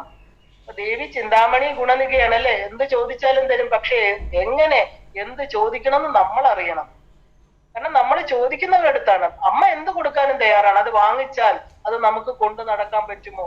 വെറും പെരിഷബിൾ ആയിട്ടുള്ള ഇന്ന് നശിച്ചു പോകുന്ന ആഗ്രഹങ്ങളാണോ അമ്മയോട് ചോദിക്കേണ്ടത്? അതോ പെർമനന്റ് ആയിട്ടുള്ള അമ്മയുടെ അടുത്ത് അമ്മയുമായിട്ട് ഇരിക്കുന്ന ആ ഒരു പരമമായിരിക്കുന്ന കൈവല്യ സ്ഥിതിയാണോ വേണ്ടതെന്ന് നമ്മൾ അറിയണം. അറിയാതെ ചുമ്മാ ആഗ്രഹങ്ങൾ ഭഗവതിയോട് ചോദിക്കരുത്. ഇദ്ദേഹത്തിന് എന്ത് ചെയ്തു? ഭണ്ഡൻ ചോദിച്ച വരം ശിവഭഗവാൻ കൊടുക്കുകയാണ്. ഭണ്ഡൻ 60,000 വർഷം ഈ കാണുന്ന അണ്ടങ്ങളെ എല്ലാം ഭരിക്കാം. എതിരിൽ വരുന്നവരുടെ പകുതി ശക്തിയും ചേർത്ത് ഭണ്ഡൻ എന്ത് ചെയ്തു? അതീവ ബലവാനായിട്ട് തീരുകയാണ്. ബലം അധികമായാൽ ഉടനെ എന്താ ചെയ്യാ? എല്ലാവരും ഉടനെ തന്നെ മറ്റുള്ളവരെ ഭരിക്കാൻ തോന്നും അല്ലെ? അത് ഒരു സാമാന്യ കാര്യമാണ്. അതുപോലെ ഭണ്ഡൻ എന്തായിട്ട് തീർന്നു? ഈ അനുഗ്രഹങ്ങള്, ഭഗവാന്റെ അനുഗ്രഹവും വരവും കിട്ടിക്കഴിഞ്ഞപ്പോ അയാള് ഭണ്ഡാസുരനായി. ഇതുവരെ ഭണ്ഡൻ എന്നാ പറഞ്ഞത്, അസുരനായി. എപ്പോഴാണോ ബാക്കിയുള്ളവരെ നമ്മൾ ദ്രോഹിക്കാൻ തുടങ്ങുന്നത്, ബാക്കിയുള്ളവരുടെ എന്താ പറയാ എല്ലാം തട്ടിപ്പറിക്കാൻ തുടങ്ങുന്നത്, അവരെ ഭരിക്കാൻ തുടങ്ങുന്നത്, അപ്പോഴെന്താ പറയാ? അസുര സ്വഭാവമാണ്. മനുഷ്യര് സോക്കോൾഡ് സിവിലൈസ്ഡ് എന്താണ് ചെയ്യുന്നത്? നമ്മളിപ്പോ എല്ലാരും പറയില്ല സിവിലൈസ്ഡ് പേഴ്സൺ. മനുഷ്യരെല്ലാം സിവിലൈസ്ഡ് ആണ്. എത്ര ഉണ്ടെങ്കിലും തന്നേക്കാൾ ബലം കുറഞ്ഞവരുടെ എല്ലാം പുതിയ പുതിയ എന്താ പറയാ എന്തെങ്കിലും അവരുടെ ഉണ്ടത് തട്ടിയെടുക്കുക എന്നുള്ളതല്ലേ എല്ലാ മനുഷ്യന്റെ ഉള്ളിലിരിക്കുന്നത്. എത്ര എത്ര രാജാക്കന്മാരാണ് അന്യരാജ്യങ്ങളെ എന്തിനാണ് ആക്രമിക്കുന്നത്? അല്ലെ, അവരവരുടെ രാജ്യം ഭരിച്ചു കഴിഞ്ഞപ്പോൾ ആക്രമിച്ച് തങ്ങളിലേക്ക് ചേർക്കുക. കാരണം ബലം എന്നുള്ള അഹങ്കാരം. അപ്പൊ താൻ എല്ലാത്തിനും വേറെ ഒന്നുമില്ല, താൻ രാജാവാണ്. ഇനിയും രാജ്യങ്ങളെ ചേർത്തിട്ട് ചക്രവർത്തിയാകണം. ഒരു രാജാവിന്റെ അധിപനായിട്ടിരുന്നവർ എന്താ ഈ ചക്രവർത്തി പദം? അനേക രാജ്യങ്ങൾ കൂട്ടിച്ചേർക്കുമ്പോൾ ചക്രവർത്തി പദമാവും. അപ്പൊ ഈ ബലം എന്ന് വന്നു കഴിഞ്ഞാൽ എന്താവും? തന്റെ താഴെ ഒരുപാട് ആൾക്കാരുണ്ട്, അല്ലെ, അക്ഷൗഹിണി പടകളുണ്ട്. ഇനി തനിക്ക് എന്താ വെറുതെ ഇരിക്കല്ലേ? ഇനി മറ്റുള്ളവരെ കൂടെ നമുക്ക് നമ്മുടെ താഴെയാക്കാം. എത്ര കാലം? അതാണ് ചോദ്യം. നമുക്കൊരു എത്ര പേര്, 1000 പേരെ, 10,000 പേരെ, ഇല്ല എത്ര രാജ്യങ്ങൾ, എത്ര സമയത്തേക്ക് നമുക്ക്? അതുകൊണ്ടാണ് അവസാനം എന്താ ഹിറ്റ്ലറെ കയ്യിലെല്ലാം വെളിയിലിട്ട് പോയത്. ഒന്നും കൊണ്ടുപോകാൻ പറ്റില്ല. കുറച്ചു കാലത്തേക്ക് നമുക്ക് അങ്ങനെ ഭരിക്കാം. അപ്പൊ ഈ ആക്രമിച്ച് തങ്ങളിലേക്ക് ചേർക്കുക എന്ന് പറഞ്ഞാൽ എന്താ? ബലത്തിലുള്ള അഹങ്കാരാണ്. അത് തന്നെയാണ് ഭണ്ഡാസുരന് സംഭവിച്ചത്. എപ്പോഴും ബലമില്ലാത്തവര് ബലമുള്ളവര് കീഴടക്കും, ഇല്ലേ? ഒരു സിംഹം ബാക്കിയുള്ള മൃഗങ്ങളെ ആക്രമിച്ച് കീഴടക്കും. എന്നാൽ സിംഹത്തിനെ ആക്രമിക്കാൻ ആരെങ്കിലും അവിടെ പോവും? ആലോചിച്ചു. മനുഷ്യര് പോലും പേടിച്ചിട്ട. സിംഹത്തിന്റെ മടയിൽ ആരും പോവാറില്ല. പക്ഷെ സിംഹം എല്ലാത്തിനെയും ആക്രമിക്കും, ഭയം കൊണ്ടാണ്. അപ്പൊ നമുക്ക് കിട്ടിയ ബലം അനുഗ്രഹം കൊണ്ടാണ് എന്ന് വിചാരിക്കില്ല. നമുക്ക് കിട്ടിയതെല്ലാം അനുഗ്രഹമാണ്, എപ്പോഴോ ചെയ്ത പുണ്യത്തിന്റെ ഫലമാണ് എന്ന് പറഞ്ഞ് തല കുനിയുന്ന വ്യക്തിക്ക് ആരെയും ഭയപ്പെടേണ്ട ആവശ്യമില്ല. നമുക്ക് മറ്റുള്ളവരും നന്നാവണം എന്നുള്ള ചിന്ത മാത്രമേ ഉള്ളിലുണ്ടാവുള്ളൂ. അപ്പൊ ഈ അനുഗ്രഹം കൊണ്ട് ചിലപ്പോ എന്താ മറ്റുള്ളവരെ ദ്രോഹിക്കാൻ തുടങ്ങുക. അതാണ് ഇവിടെ നടക്കുന്നത്. കാരണം അവരവന് കിട്ടിയ 7 തലമുറയ്ക്കുള്ള സ്വത്ത് ഉണ്ടാക്കി കഴിഞ്ഞിട്ട് ബാക്കിയുള്ളവരുടേതും കൂടെ തട്ടിയെടുക്കുക, ബാക്കിയുള്ളവരെ ദ്രോഹിക്കുക. അപ്പൊ അവൻ അസുരനായിട്ട് തീരും. ഇതാണ് ആസുരിക ഭാവം എന്ന് പറയുന്നത്. ഭണ്ഡൻ ആരായി തീർന്നു? ഭണ്ഡാസുരനായിട്ട് അവന്റെ യഥാർത്ഥ സ്വഭാവത്തോടു കൂടി, അതായത് ഇത്രയും കാലം കൈലാസത്ത് കഴിഞ്ഞു, ഇത്രയും നല്ലൊരു പരിസ്ഥിതിയിൽ വളർന്ന ഭണ്ഡൻ എന്തായിട്ട് തീർന്നു? അവനില് ആസുരിക വികാരങ്ങൾ ഉണ്ടായി, മറ്റുള്ളവരെ കീഴടക്കാൻ പുറപ്പെടുകയാണ്. ഇപ്പൊ അസുര ഗുരുവായിരിക്കുന്ന ശുക്രാചാര്യര് സന്തോഷമായിട്ട് കുലഗുരുവാണ്, അല്ലെ? കൂടുതൽ മന്ത്രം നൽകി. കാരണം മന്ത്രബലത്തില് തന്റെ ഇടത്തെ തോളിൽ നിന്ന് വിശുക്രനെ ഉണ്ടാക്കി, വലത്തെ തോളിൽ നിന്ന് വിഷങ്കനെ ഉണ്ടാക്കി, ഭൂമിനി എന്ന് പറയുന്ന സ്ത്രീയെ ഉണ്ടാക്കി. ഒരു സഹോദരിയാണ്. അപ്പൊ ഭണ്ഡൻ ശുക്രാചാര്യരുടെ കൂടെ തനിക്കൊരു പ്രത്യേക രാജധാനി വേണമെന്ന് പറയണം. ഭണ്ഡൻ രാജഗുരുവാണല്ലേ, അസുരന്മാരുടെ ഗുരുവാണ് ശുക്രാചാര്യര്. അപ്പോ ദേവന്മാരെല്ലാം ഓടിച്ചു കഴിഞ്ഞു. വേണമെങ്കിൽ ദേവലോകം എടുക്കാം, ഇന്ദ്രസദസ്സുണ്ട്, സ്വർഗം എടുക്കാം. കാരണം എല്ലാം ത്രിലോകങ്ങളും എല്ലായിടത്തും ആളുകൾ പോയി കഴിഞ്ഞു. കാരണം ഭണ്ഡൻ എന്താ കൈലാസത്തു നിന്നൊക്കെ പുറത്തിറങ്ങി എല്ലാം 14 ലോകങ്ങളും കീഴടക്കി എല്ലാവരെയും അവരവരുടെ രാജ്യത്തിൽ നിന്ന് ഓടിച്ചു കഴിഞ്ഞു.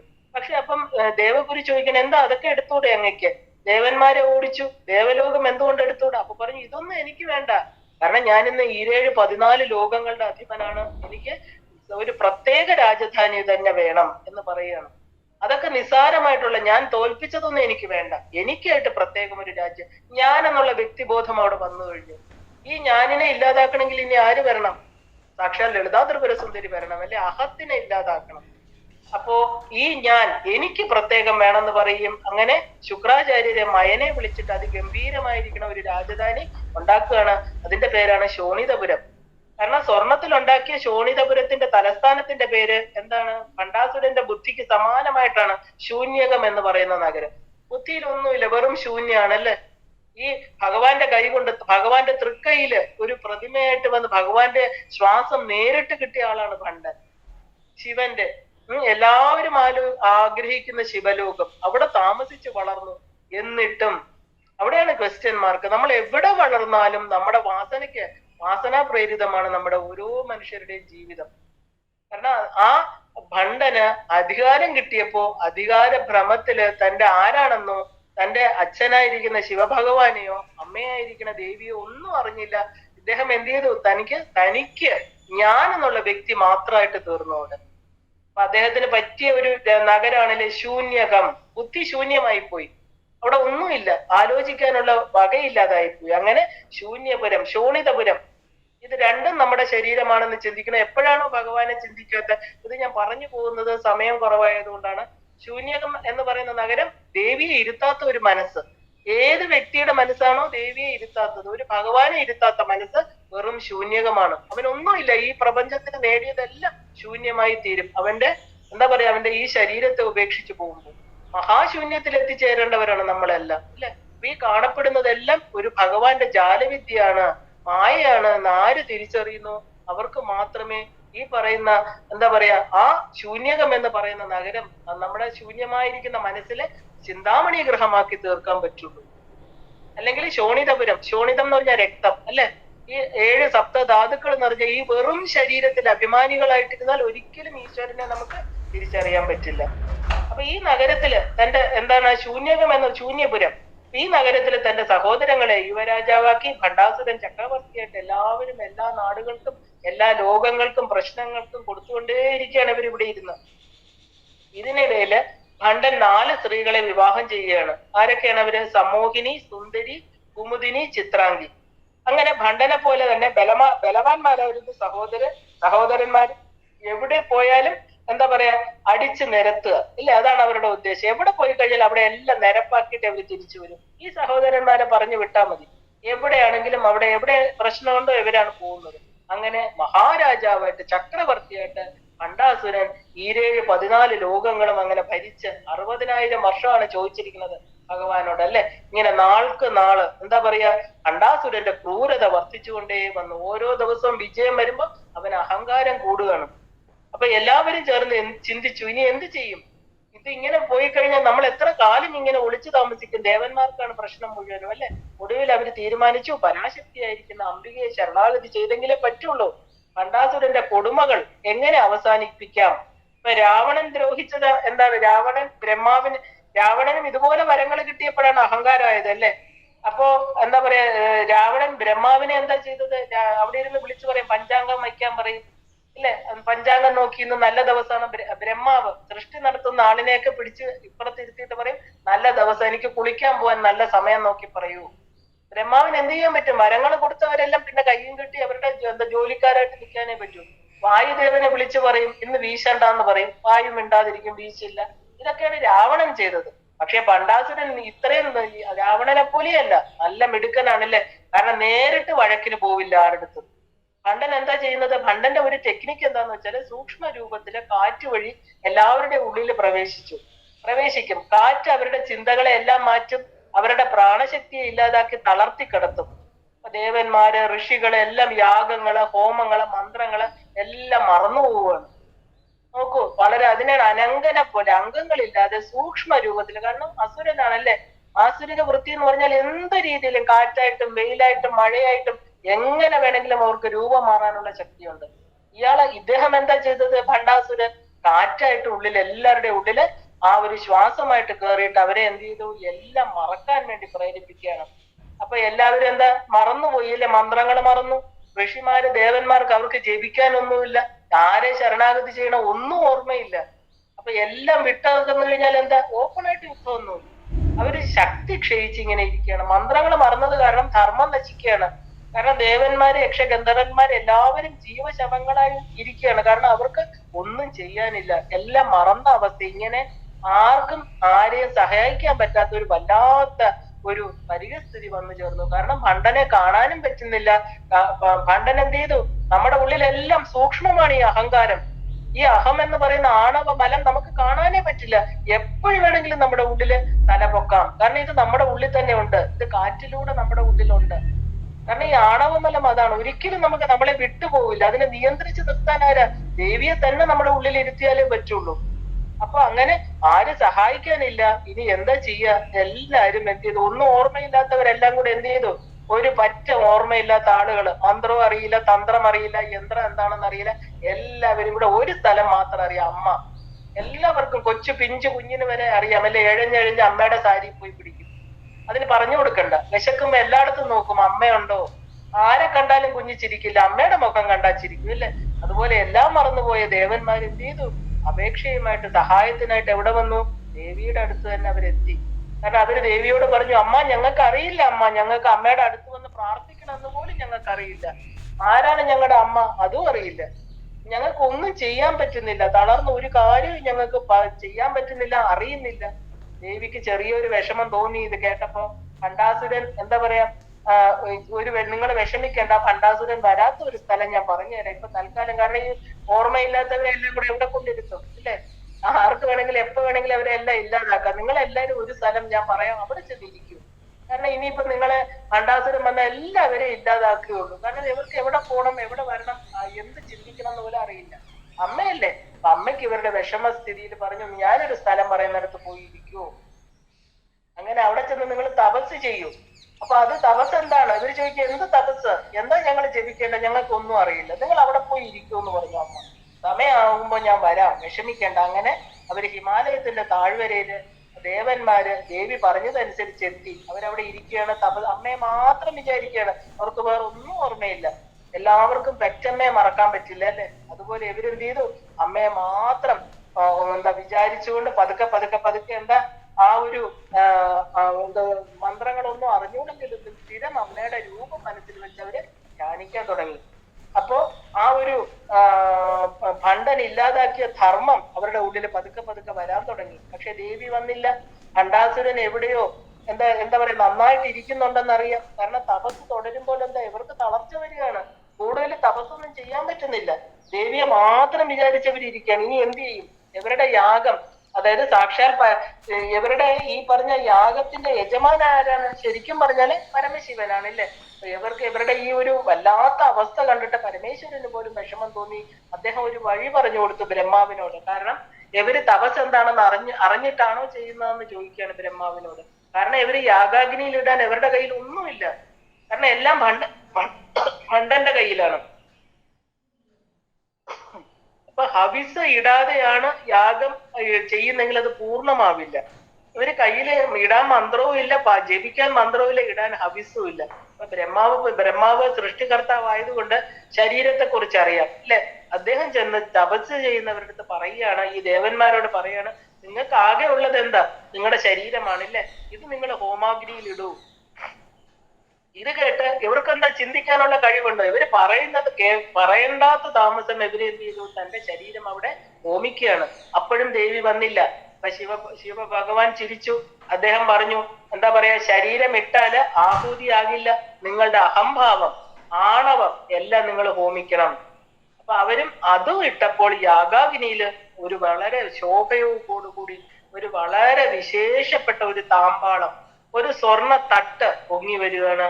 അതില് അതിമനോഹരമായിരിക്കുന്ന ശ്രീചക്രത്തിൽ ആരൂഢയായിക്കൊണ്ട് സാക്ഷാൽ ലളിതാ ത്രിപുരസുന്ദരി എന്ന് പറയുന്ന ലളിതാംബിക, 16 വയസ്സുള്ള അതിമനോഹരിയായിരിക്കുന്ന ദേവി, ചിതഗ്രികുണ്ട സംഭൂത, ദേവകാര്യ സമുദ്യുത. ദേവകാര്യം എന്ന് പറഞ്ഞാല് ദേവന്മാരുടെ കാര്യം ഇല്ലേ?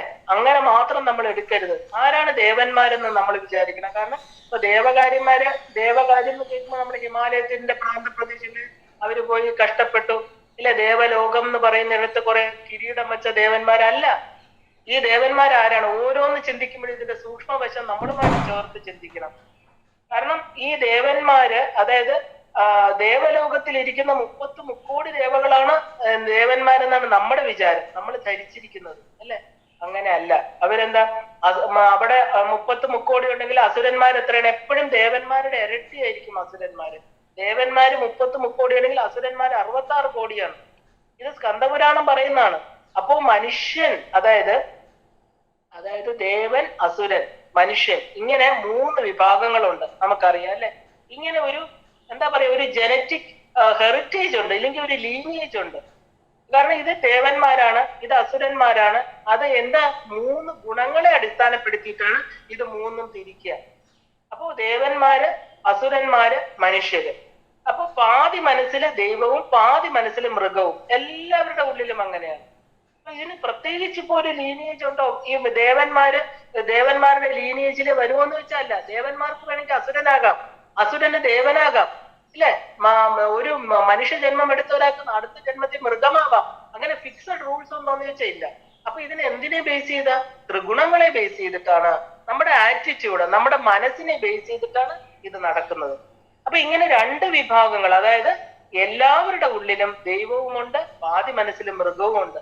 അപ്പൊ മനസ്സിൽ ഏത് പകുതിയിലാണോ ഈശ്വരൻ ഇരിക്കുന്നത് അത് ദേവൻ, അത് ദേവന്മാർ. ഇപ്പൊ ഒരു വ്യക്തിയുടെ നമ്മുടെ ഈശ്വരൻ, എപ്പോഴും നമ്മൾ ഈശ്വരനെ ശരണാഗതി ചെയ്യുന്നു, എപ്പോഴും ഭഗവാനാണ് നമ്മുടെ കൂടെ എന്ന് ചിന്തിക്കുന്നു, അവനെ നമുക്ക് ദേവൻ എന്ന് വിളിക്കാം. അല്ലെ? എപ്പോഴും ഈശ്വരനെ മാത്രം കുറിച്ച് ചിന്തിക്കുന്നു. അതേസമയം ഒരു മറ്റേ പകുതിയിൽ ആരായിരിക്കുന്നത്? ആ മൃഗമാണ് ഇരിക്കുന്നത് അല്ലെ? മൃഗം എന്ന് പറഞ്ഞാൽ അനിമൽ ഇൻസ്റ്റിങ് എന്നർത്ഥം. മൃഗീയ വികാരങ്ങൾ, അതിനെയാണ് നമ്മൾ അസുര പകുതി എന്ന് പറയുന്നത്. അത്രയേ ഉള്ളൂ.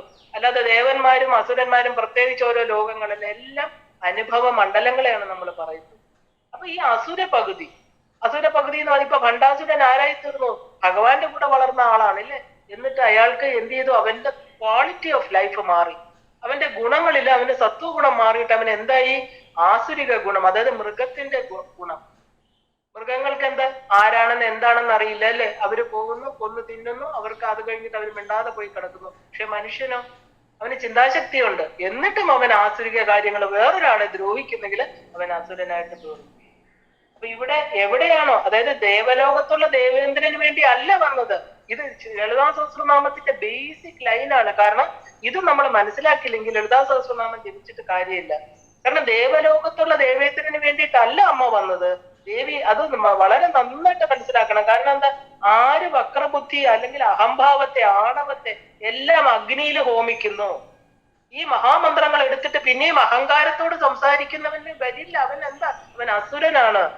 അവന്റെ വക്രബുദ്ധിയെ, വളഞ്ഞ ബുദ്ധിയെ, അവന്റെ അഹം, ഞാനെന്നുള്ള ശരീരബോധത്തെ, അവന്റെ ആണവമലമാണ് അഹം എന്ന് പറയുന്നത് അല്ലെ? ആ ഇത് മൂന്നും ഏത് മനസ്സില്, ഏത് ജ്ഞാന അഗ്നിയിൽ ഹോമിക്കണോ? പുറത്തല്ല. അതുകൊണ്ടാണ് അത് ചിത്ത് അഗ്നി എന്ന് പറയുന്നത്. ഈ ചിത്ത് എവിടെയാ? ചിതേകര സ്വരൂപിണി, ചിത് ശക്തി അമ്മയാണല്ലേ? ഓരോരുത്തരുടെയും പ്രാണശക്തിയാണ് ചിത് ശക്തി എന്ന് പറയുന്നത്. അപ്പൊ ചിതഗ്നി കുണ്ടം എവിടെയാ? അവനവന്റെ ഉള്ളിലാണ്, ഈ മനസ്സിലാണ് എല്ലാം. ഈ ആസുരിക വികാരങ്ങളും മൃഗീയ വികാരങ്ങൾ എന്ന് പറയുന്നതും ദേവനായിരിക്കുന്ന ഈശ്വരനും രണ്ടും രണ്ട് തട്ടിലിരിക്കുകയാണ്. അത് ഏത് കൂടുന്നോ അവൻ ദേവനാവണോ. എപ്പോഴാണോ ഈശ്വര വിചാരം കൂടുന്നത്, സത്കർമ്മങ്ങൾ ചെയ്യുന്നത്, എല്ലാവരോടും ദയോടുകൂടി പെരുമാറുന്നത്, അവൻ ദേവൻ. അവര് വിളിച്ചാൽ ഈശ്വരൻ വരും, ഉറപ്പാണ്. എന്നാ ആസുരിക ശക്തി എന്താ? ബാക്കിയുള്ളവരെ ദ്രോഹിക്കുക, അഹംഭാവത്തോടുകൂടി പെരുമാറുക, ഈശ്വരന്റെ നാമം ജപിച്ചുകൊണ്ട് ബാക്കിയുള്ളവരെ നിന്ദിക്കുക, ഈശ്വരനെ തന്നെ നിന്ദിക്കുക അല്ലെ? അവിടെ ദേവി വരില്ല. അപ്പൊ ഈ അഗ്നികുണ്ഡം എവിടെയാ? ഈ ലളിതാംബിക ആവിർഭൂതയാകുന്നത് എവിടെയാ? നമ്മുടെ ഉള്ളിലാണ് ചിതഗ്നികുണ്ഡം. ആ ചിത്തഗ്നികുണ്ഡത്തിൽ ആവിർഭൂതയാകും എപ്പോഴാണോ നമ്മൾ ദേവനായിട്ട് തീരുന്നത്. അതുകൊണ്ട് വെറും അഗ്നികുണ്ഡ സംഭൂതം എന്താ പറയാത്തത്? പശന്യാദി വാഗ്ദേവതകളെ അവർക്ക് അങ്ങനെ പറയാമല്ലോ. ദേവന്മാര് വെളിയില് എന്താ പറയാ, വിന്ധ്യാപർവ്വതത്തിന്റെ താഴെ ഒരു അഗ്നികുണ്ഡം ഉണ്ടാക്കി അവിടെ വന്നു എന്ന് പറയാമല്ലോ. അവരങ്ങനെയല്ല പറഞ്ഞത്. ചിത്ത് അഗ്നികുണ്ഡ സംഭൂത. ഓരോന്നും എന്നെ സംബന്ധിച്ച്. ഈ ലളിതാ സഹസ്രനാമം എന്നെയാണ്. അതുകൊണ്ടാണ് അമ്മ ആത്മവിദ്യ ശ്രീവിദ്യ എന്ന് പറയുന്നത്. മഹാഷോഡശാക്ഷരി വിദ്യ. ഈ ദേവിയെ അറിയാൻ എന്താ? ആത്മവിദ്യയാണ് ഇത്. ആത്മാവിനെ അറിയണോ നിങ്ങൾക്ക്? ഇത് മനസ്സിലാക്കൂ. പശന്യാദി വാഗ്ദേവതകൾ ലളിതാ സഹസ്രനാമത്തിന്റെ ഓരോ നാമം എടുത്താലും അവസാനം ദേവി എന്താ ലളിതാംബിക എന്ന് ഒപ്പിടാൻ കാരണം ഈ പ്രപഞ്ചവും പ്രപഞ്ചാതീതമായിരിക്കുന്ന എല്ലാം തന്നെ ശിവശക്തിക്ക് രൂപമാണെന്ന് ഏത് ജീവന് മനസ്സിലാവണോ അവിടെ ഞാനുണ്ട് എന്ന് പറഞ്ഞിട്ട് അമ്മ ഒപ്പിട്ടത്. പശന്യാദി വാഗ്ദേവതകൾ എഴുതിയ 999 നാമങ്ങൾക്കാണ് സിഗ്നേച്ചർ ഇട്ടത്. നമ്മൾ ഇത് അറിയാതെ ലളിതാ സഹസ്രനാമം ജപിച്ചാല് എന്ത് സിഗ്നേച്ചറാ നമുക്ക് കിട്ടുക? നമ്മൾ ശ്രീചക്രത്തെ പൂജിക്കുന്നു, മഹാഷോഡശി മന്ത്രം ജപിക്കണം, ഇല്ലെങ്കിൽ മഹാപഞ്ചദശി ജപിക്കണം. പക്ഷെ ഫലം എന്താ? ഈ അഹങ്കാരം, ആണവമലം, ഈ ശരീരബോധം, ശരീരവുമായിട്ട് 100 വയസ്സിലും ശരീരവുമായിട്ട് ബന്ധപ്പെട്ട കാര്യങ്ങൾക്ക് മാത്രം ഇമ്പോർട്ടൻസ് കൊടുക്കുന്ന വ്യക്തികളാണ് ഈ ഭണ്ഡാസുരൻ എന്ന് പറയുന്ന ഭാണ്ഡമായിരിക്കുന്ന ഈ ഭാണ്ഡമാണ് നമ്മുടെ മലമൂത്ര ഭാണ്ഡമായിരിക്കുന്ന ഈ ശരീരത്തിന് വേണ്ടി വീണ്ടും വീണ്ടും പ്രവർത്തിക്കുന്നവൻ ഭണ്ഡാസുരൻ. ഭണ്ഡാസുരൻ 27 അർത്ഥങ്ങൾ പറയുന്നുണ്ട്. ഞാനിപ്പോ അതിലോട്ടൊന്നും പോകുന്നില്ല. അത്രയ്ക്കാണ് ഈ ഭണ്ഡാസുരൻ. നമ്മൾ അതുപോലെയാണ് ഈ മനുഷ്യരിന്ന് ഭൂമിയിൽ ജീവിക്കുന്നത്. അവിടെ എങ്ങനെ ദേവി ആവിർഭൂതയാവും? ചിന്തിക്കൂ. നന്മയുള്ളിടത്തെ ദേവി വരുള്ളൂ അല്ലെ? അതുകൊണ്ടാണ് നമ്മൾ ശുദ്ധീകരിക്കണം, വിമലീകരിക്കണം എന്ന് പറയാൻ തന്നെ കാരണം. ഇത്രയും മന്ത്രങ്ങള് ഈ പഞ്ചദശിക്ക് മുമ്പേ കൊടുക്കുന്നത് ഈ മനസ്സ് ശുദ്ധമാക്കാനാണ്. അപ്പോ ചിത അഗ്നികുണ്ഡ സംഭൂത എന്നല്ല പറഞ്ഞത്, ചിത് അഗ്നികുണ്ഡ സംഭൂത. ഈ അഗ്നികുണ്ഡം വെളിയിലല്ല. നന്നായിട്ട് മനസ്സിലാക്കണം. നമ്മുടെ ഓരോരുത്തരുടെയും ഉള്ളിലെ ചിത്തത്തിൽ ഇരിക്കുകയാണ് ഈ അഗ്നികുണ്ഡം. അവിടെ എപ്പോഴാണോ നമുക്ക് ആ ഒരു അന്തസ്ഥിമിരം മാറുന്നത്, അവിദ്യ മാറുന്നത് അല്ലെ, അജ്ഞാനം മാറുന്നത്, അവിടെ മാത്രമേ ഈ ദേവി ചിത്താകുന്ന അഗ്നികുണ്ഡത്തിൽ ആവിർഭൂതയാവുള്ളൂ. അപ്പൊ ദേവി വെളിയിലാണോ? നമ്മുടെ ഓരോരുത്തരുടെയും ചിത്തത്തിൽ ഇരിക്കുന്നു. അങ്ങനെ ലളിതാംബികയെ കണ്ട് സന്തോഷിച്ച് നമസ്കരിക്കുകയാണ് ദേവന്മാര്. പല പല ആഭരണങ്ങൾ കൊടുക്കണോ, ആയുധങ്ങളൊക്കെ സമർപ്പിച്ചു. എന്നിട്ട് ഇരിക്കാൻ ഒരു ഇടം വേണമെന്ന് ചിന്തിക്കാൻ അമ്മയെ എവിടെ ഇരുത്തും? ദേവി തന്നെ തനിക്ക് വേണ്ടി ഒരു ശ്രീപുരം നിർമ്മിക്കാൻ ആവശ്യപ്പെടുകയാണ്. അത് കാണിച്ചു കൊടുത്തു. അങ്ങനെ സുമേരു മധ്യ ശൃംഗത്തിലെ ശ്രീപുരം, അതായത് അവിടെ ചിന്താമണി ഗൃഹം ഉണ്ടാക്കി ശ്രീമൻ നഗര നായികയായിട്ട് അമ്മ ഇരിക്കുന്നു.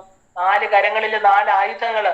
കാരണം അമ്മ യുദ്ധത്തിനാണ് വന്നതല്ലേ. നമ്മൾ എന്താ ദേവന്മാര് വിളിച്ചത് എന്താ? അമ്മ ഞങ്ങൾക്ക് അമ്മയുടെ ഉപാസനയ്ക്ക് തടസ്സമായിട്ട് ഇതാ ഈ ഒരു അസുരൻ വന്നിരിക്കുകയാണ്, ഞങ്ങളെ രക്ഷിക്കൂ എന്ന് പറഞ്ഞു. അപ്പൊ അമ്മ യുദ്ധത്തിന് വേണ്ടി തന്നെയാ വന്നിരിക്കുന്നത് അല്ലേ. 4 കരങ്ങളില് 4 ആയുധങ്ങള്. ബ്രഹ്മാവ് കരിമ്പ് വില്ല് കൊടുക്കണു, ബ്രഹ്മാവ് കരിമ്പ് വില്ല്, മഹാവിഷ്ണു പുഷ്പബാണങ്ങള്, വരുണൻ ഒരു വലിയ പാമ്പിനെ അത് വളച്ചിട്ട് എന്തായി കൊടുത്തു? പാശം. അതാണ് വരുണ പാശം എന്ന് പറയുന്നത്. വിശ്വകർമാവ് അങ്കുശം കൊടുത്തു, അഗ്നിദേവൻ കിരീടം, സൂര്യചന്ദ്രന്മാര് കുണ്ടലങ്ങള്, കടല് രത്നങ്ങള്, ദേവേന്ദ്രൻ തേര്, കുബേരൻ ചിന്താമണിമാല, മഹാവിഷ്ണു വെൺകൊറ്റപ്പട, ബ്രഹ്മാവ് കൂഷ്മാകരം എന്ന് പറയുന്ന വിമാനം കൊടുത്ത് എല്ലാവരും. കാരണം ഈ കൂഷ്മാകരം എന്ന് പറയുന്ന വിമാനത്തിൽ ദേവി കയറുകയാണ്. ഈ ദൃശ്യം അമ്മ ഇങ്ങനെ കയറി അവിടെ ആരൂഢയായിട്ടിരിക്കുന്ന ആ ദൃശ്യം, അതായത് സിംഹാസനാരൂഢയായിട്ടിരിക്കുന്ന ദേവിയെ എത്ര കണ്ടിട്ടും മതി വരുന്നില്ല ഈ ദേവന്മാർക്ക്. ദേവി കാമാക്ഷി, കാമദായിനി, ശിവ, സ്വാധീന വല്ലഭ എന്ന പല പല നാമങ്ങൾ കൊണ്ട് ഇവര് ദേവിയെ അർച്ചിക്കുകയാണ്. കാരണം അത്രയ്ക്ക് സന്തോഷം. അമ്മ ഈ ജഗദംബിക ഞങ്ങൾ വിളിച്ചപ്പോ വന്നല്ലോ എന്ന് പറയുന്ന സന്തോഷം ദേവിയെ ഇവർ ആരാധിക്കുകയാണ്.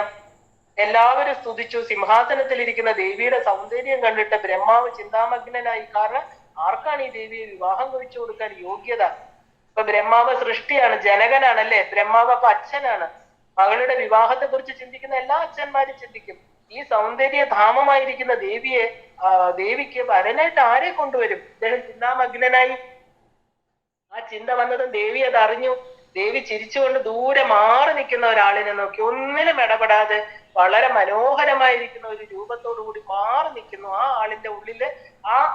ആളിന്റെ ഉള്ളിലെ ആശയാണ് ഞാൻ വരാൻ കാരണം എന്നുള്ള മട്ടില് ആ ഒരു എന്താ പറയാ, ഒരു ആദി പരമ്പരകളായിരിക്കുന്ന പരമേശ്വരൻ അദ്ദേഹം മാറി നിൽക്കുകയാണ് കുറച്ച് ദൂരെയായിട്ട്. അദ്ദേഹത്തെ ഒന്ന് ചിരിച്ചുകൊണ്ട് നോക്കുകയാണ്. കാരണം അദ്ദേഹത്തിന്റെ ഉള്ളിൽ നിന്നാണ് ഞാൻ വന്നിരിക്കുന്നത് എന്നുള്ള മട്ടില്.